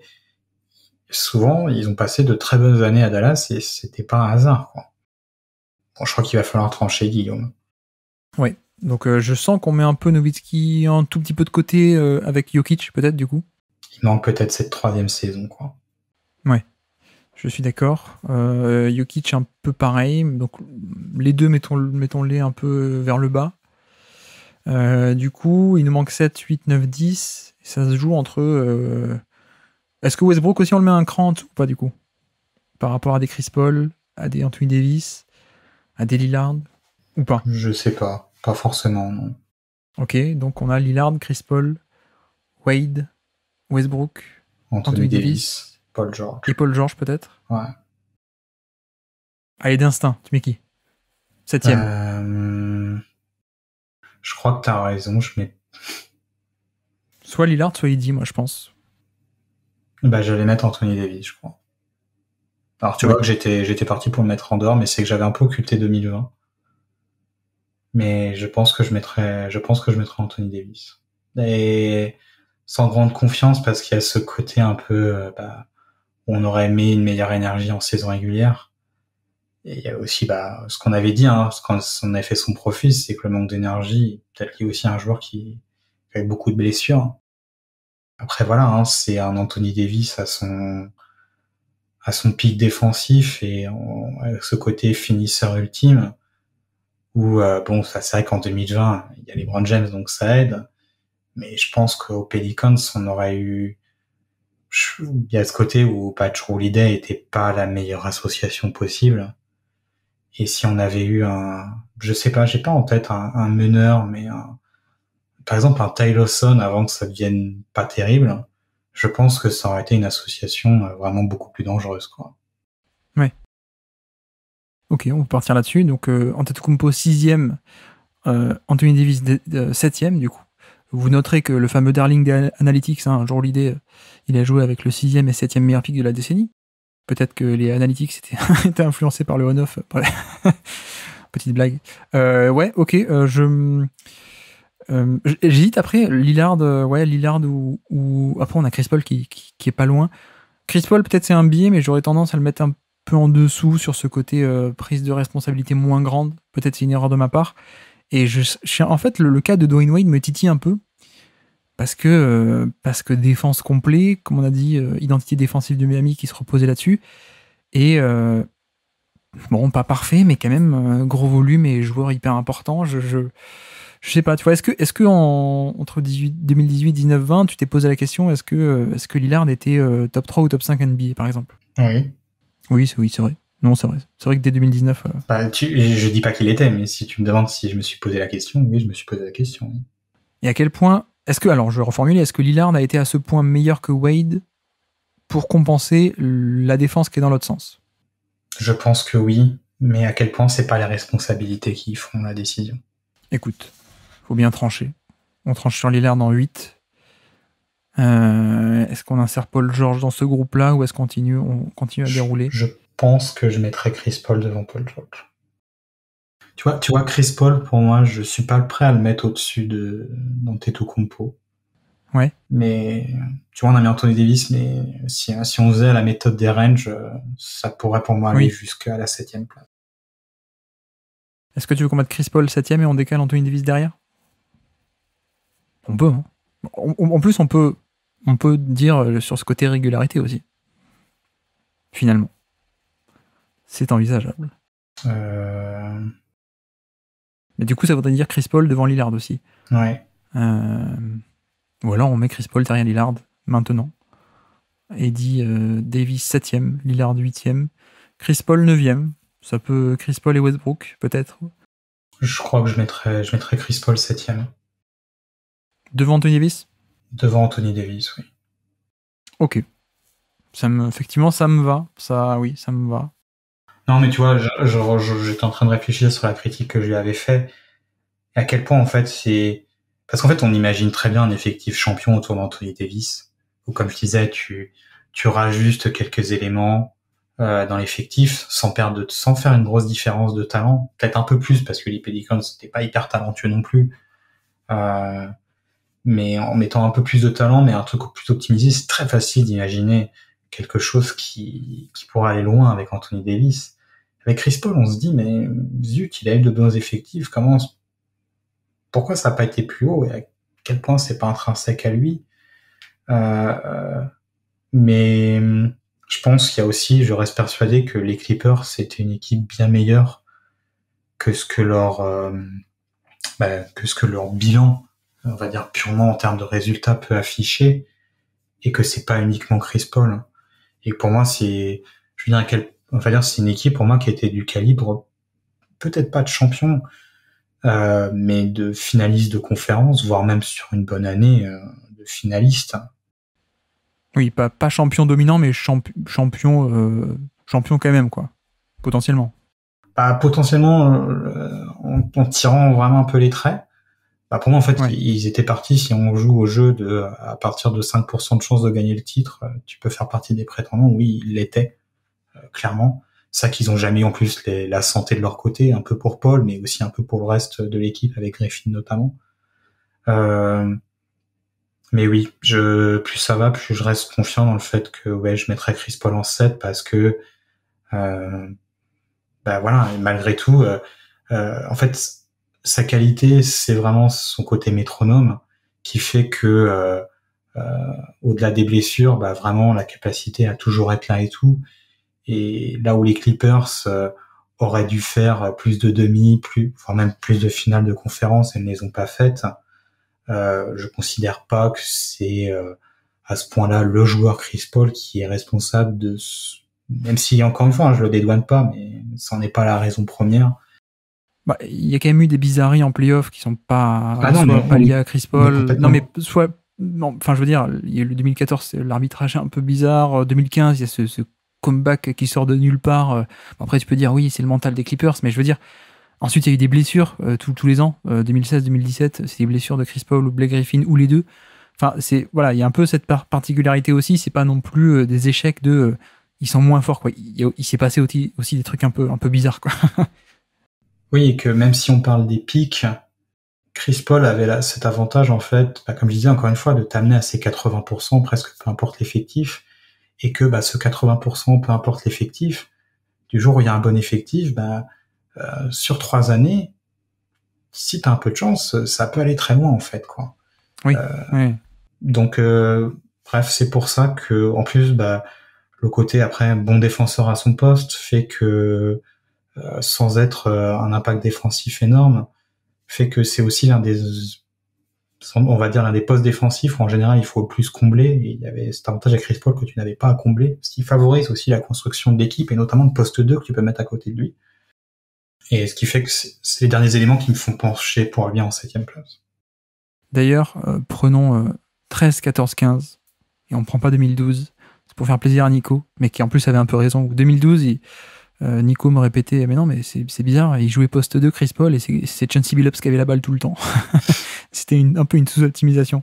Mais c'est vrai qu'il y a eu des séquences comme ça, mais donc ok. Oui, non, mais ça me va, ça me va. Mais si on avait été préparé et intelligent, effectivement, j'aurais prévu de faire des ranges. Peut-être ça aurait été un peu plus facile pour nous. Mais donc Chris Paul 7e, donc Anthony Davis 8e, Lillard 9, du coup, je suppose. Ouais. C'est ce qu'on avait dit. Et ensuite, Wade, Westbrook ou notre ami Paul George. Là, c'est le même range. Hein. Je serais presque tenté de... J'allais dire Wade. Ouais, je serais presque tenté de dire Wade, mais je sais pas à quel point je suis pas non plus aussi influencé par les playoffs où, oui, il y a eu des gros runs et il était là, etc. Mais comme on dit, la production réelle en saison régulière était pas folle, surtout quand c'était une équipe resserrée, enfin, sans LeBron James. On n'était pas sur des énormes Miami Heat, donc ouais. Oui, pourquoi pas aussi, du coup, récompenser soit le volume de création de Westbrook, qui, on l'a vu, avait un impact offensif presque égal à une attaque qui passait que par Durant. Donc il y a ça. Ou alors le profil très complet de Paul George. Westbrook. Je suis d'accord. J'ai tendance à pencher là-dessus. Ouais. Après, comme on dit, voilà, si on en est à beaucoup hésiter, c'est que globalement, on ne fait pas une grande différence entre les joueurs. Mais oui, à son pic, je pense que je mettrais Westbrook. Je pense aussi parce que la création offensive a une certaine valeur, malgré les irrégularités de défense. Ce volume-là de création, la création, je trouve, à l'échelle individuelle est quand même assez importante. Donc voilà, et Paul George n'est qu'un ailier. Il y a peut-être ça aussi, si on le comparait à un pivot défensif qui a un niveau équivalent à celui de Paul George sur un poste d'ailier, peut-être qu'on réfléchirait peut-être un peu plus. Je ne sais pas. Et donc si on devait s'amuser ensuite, qu'est-ce qui nous reste sur les places 11 à 15, on aurait du coup un peu dans le désordre ou pas. On aurait du Paul George du coup, pas trop loin du top 10. On aurait du Dwayne Wade, on a dit. Jokic serait par là. Dirk Nowitzki peut-être. Ouais. Est-ce qu'on oublie des noms? Je regarde ma feuille, mais... Je regarde aussi. Il n'y a rien qui me frappe complètement. Bah si, après il y a des questions comme Doncic. Que 2 saisons malheureusement, Doncic. Que 2 saisons, ouais. Kobe, on n'a pas parlé de Kobe, mais... on n'a pas parlé de Kobe alors qu'on devait en parler. On peut finir par ça, hein. Ça peut être le 15e nom. Alors attends, parce que là, je vais devoir aller sur la feuille de stats. Attends, je te le refais si tu veux, le temps que tu cherches. Kobe, pour rappel, 11, 12 et 13, sachant qu'ensuite il se blesse à la fin de la 2013, du coup. Donc ensuite, c'est un peu la fin de carrière. En 2014, il joue plus, il est blessé, il revient en 2015 et 2016, la dernière année. Donc le problème qu'on avait sur le côté longévité et valeur cumulée, c'était ça, c'est qu'il n'y avait que 3 saisons, mais du coup, ça correspond parfaitement à l'exercice du jour du pic de 3 ans. Et rappelons que on avait donc, c'était les Lakers qui sortaient du titre de 2010. On avait un Kobe qui était en termes d'efficacité, en termes de volume, gros volume, comme d'habitude, le Kobe d'habitude. En termes d'efficacité, on est au niveau de la moyenne à peine, entre guillemets, ce qui est un peu dommage sur un tel volume, mais tout de même go-to guy de cette attaque en triangle et de ces Lakers qui étaient encore compétents, hein, encore avec Gasol, avec du Lamar Odom, avec du Bynum même à l'époque. Voilà, c'est encore l'équipe des Lakers, cette équipe-là, qui était encore top 4 de conférence sur les années-là. Et l'année 2013, c'est l'année avec Dwight Howard, où ça se passe pas très bien avec Mike D'Antoni, Dwight Howard. Mais par contre, lui, sur le plan individuel, il prend un peu les rênes, tu sais, carrément plus héliocentrique. Il est plus efficace, il fait plus de passes, il y a un volume assez dantesque, et malheureusement, je pense que c'est un peu ce volume démentiel qui a fait qu'à la fin, ça a un peu pété au niveau des blessures. Mais finalement, la candidature est quand même pas mal, quoi. La candidature est pas mal. Pas top 10, mais entre 10 et 15, ça rentre totalement. Ah oui, complètement, tu vois, je réfléchissais même si on l'avait pas un peu oublié. Par rapport à Westbrook, peut-être? Oui. Ouais. Il y a... Ce qui est compliqué, en fait, c'est... Et là, je parle de mes biais, mais peut-être aussi un peu du joueur. Il y avait un côté, alors peut-être parce que c'était l'époque et qu'on n'était pas habitué à un tel volume, mais il y avait un peu un côté caricatural. Un côté qui était devenu un peu caricatural dans cette attaque. Mais qui, à quel point, ne rappelle pas un peu, des fois, le jeu caricatural offensif de Westbrook. Oui. Je sais pas. Ce qui m'embête, en fait, c'est que je suis pas sûr que par rapport à Westbrook, si on doit comparer, il y ait l'association du volume, de l'efficacité et de la création collective derrière, de la création tout court, en fait, quoi. Oui. Westbrook, comme on dit, hein, l'efficacité, sélection de choix moyens, mais une création collective qui était quand même toujours là derrière. Là où pour le Kobe des dernières années, j'ai l'impression que même si il faut jamais sous-estimer le jeu de passe que pouvait avoir Kobe, c'était quand même ce côté création collective était quand même un peu plus difficile à voir. Il passait beaucoup en relais par Pau Gasol et avait du mal à passer autrement pour moi que justement en relais avec Pau Gasol. Oui, même l'année donc 2013 où il prend un peu plus les rênes de l'attaque sur ce côté playmaking. Il y avait un peu un côté, tu vas me comprendre, un peu Will Chamberlain à l'époque, tu sais, Ah oui, mais où totalement. il s'était décidé à prendre tous les ballons et à être un passeur, à être le meilleur passeur de la ligue parce qu'on le critiquait là-dessus.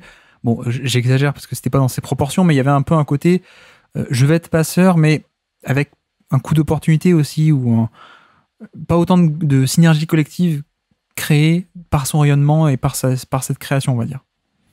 Oui.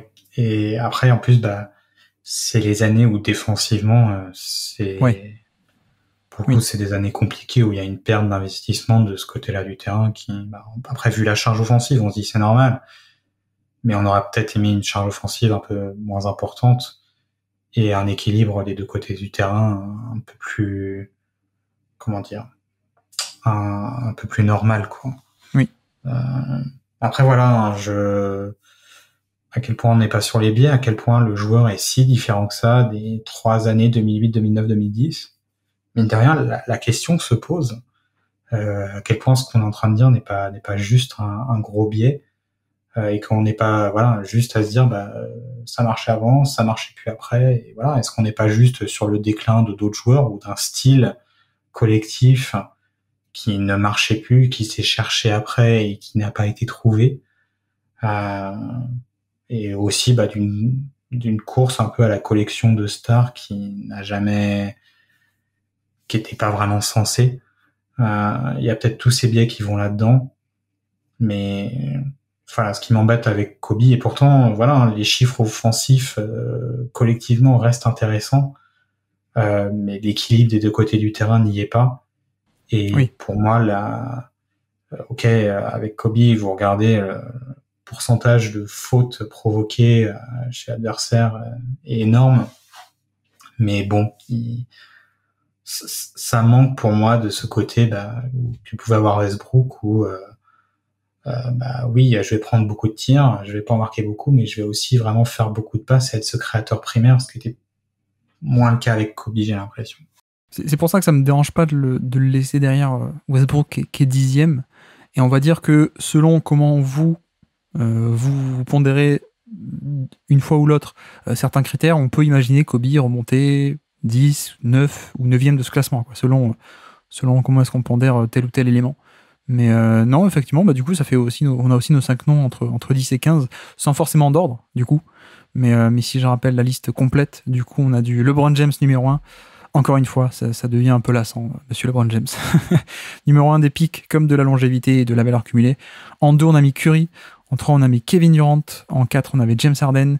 Kawhi Leonard en 5. Giannis Antetokounmpo en 6. Chris Paul en 7. Anthony Davis en 8. 9e, Damian Lillard. 10e, pour conclure le top 10, Russell Westbrook. Et puis après, un peu dans cette zone 10 et 15, on avait du Paul George, du Dwayne Wade aussi, du Dirk Nowitzki, Nikola Jokic et donc Kobe Bryant, qui complète un peu cette zone-là. Il y a peut-être des noms qu'on a oubliés, il y a peut-être des cas qu'on n'a pas encore détaillés, mais ça nous fait quand même une plutôt bonne émission et on a été relativement dans un esprit de synthèse. Ça va pouvoir être écouté en une paire d'heures, ça va, quoi. C'est pas la centaine, quoi. C'est ça, c'est ça, et bon, je pense qu'il y aurait, pour nous-mêmes, il y aurait beaucoup à redire. Oui. Mais bon, c'est le but du jeu aussi, c'est que faut se fixer les choses, et je pense que peut-être qu'on referait la même émission dans 2 semaines après avoir réfléchi. L'ordre serait peut-être un peu différent. Je crois pas très différent, mais l'ordre serait peut-être un petit peu différent. Mais à un moment, il faut savoir s'arrêter à l'instant T et choisir. Quand on refera ça dans 10 ans pour la décennie suivante, est-ce que tu penses qu'on parlera de Alperen Sengun, de Jordan Poole ou des deux? Et avant que tu répondes, sache que ton émission sur les audiences est dans la balance. Ah ouais, carrément, quoi. C'est... Écoute, on a vu dans le passé des progressions assez étonnantes. Donc, je veux dire, toi-même, tu avais du mal à voir Giannis Antetokounmpo devenir le joueur qu'il était. Donc, qui sait, quoi. Tout à fait, tout à fait. Et d'ailleurs, vous remarquerez qu'il n'y a pas de Jabari Parker aujourd'hui dans ces pics de la décennie, mais en tout cas, merci beaucoup Antoine d'être venu une nouvelle fois. Ça y est, c'était la dernière, je te promets. C'est la dernière sur la centaine, sur cette fabuleuse saga. Merci beaucoup pour toutes tes participations, et notamment pour aujourd'hui, pour les pics de la décennie. Merci Antoine. Bah écoute, de rien, même si je me demande à quel point l'épisode sera plus attendu que le worst 10 avec toi Nicolas. Merci à tous d'avoir suivi cet épisode, j'espère que ça vous aura plu évidemment. Et j'espère que, bon, ça y est, on est arrivé à soulager quelques rancœurs et quelques envies de voir Stephen Curry passer devant James Harden. Ça y est, on l'a fait. Ces désirs-là sont assouvis. Mais non, blague à part, c'est vrai que effectivement, on est dans deux conversations différentes. Hein, quand on parle de qui a eu le meilleur pic ou qui a eu la meilleure longévité ou valeur cumulée, évidemment. J'espère que cet épisode de complément vous aura plu. J'en suis vraiment assez content pour discuter un peu de ces tranches de saison et des meilleures finalement saisons individuelles de la décennie. Donc voilà, j'espère que ça vous aura plu évidemment. Et donc pour la prochaine fois, puisque vous avez compris que on fait nos 2 ou 3 épisodes bonus de la centaine pour arriver à la présentation de la nouvelle saga qui est en préparation.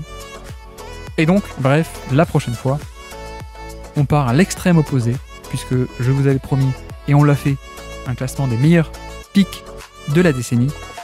La prochaine fois, on fait un autre format que je vous avais promis, le classement des 10 pires joueurs de la décennie.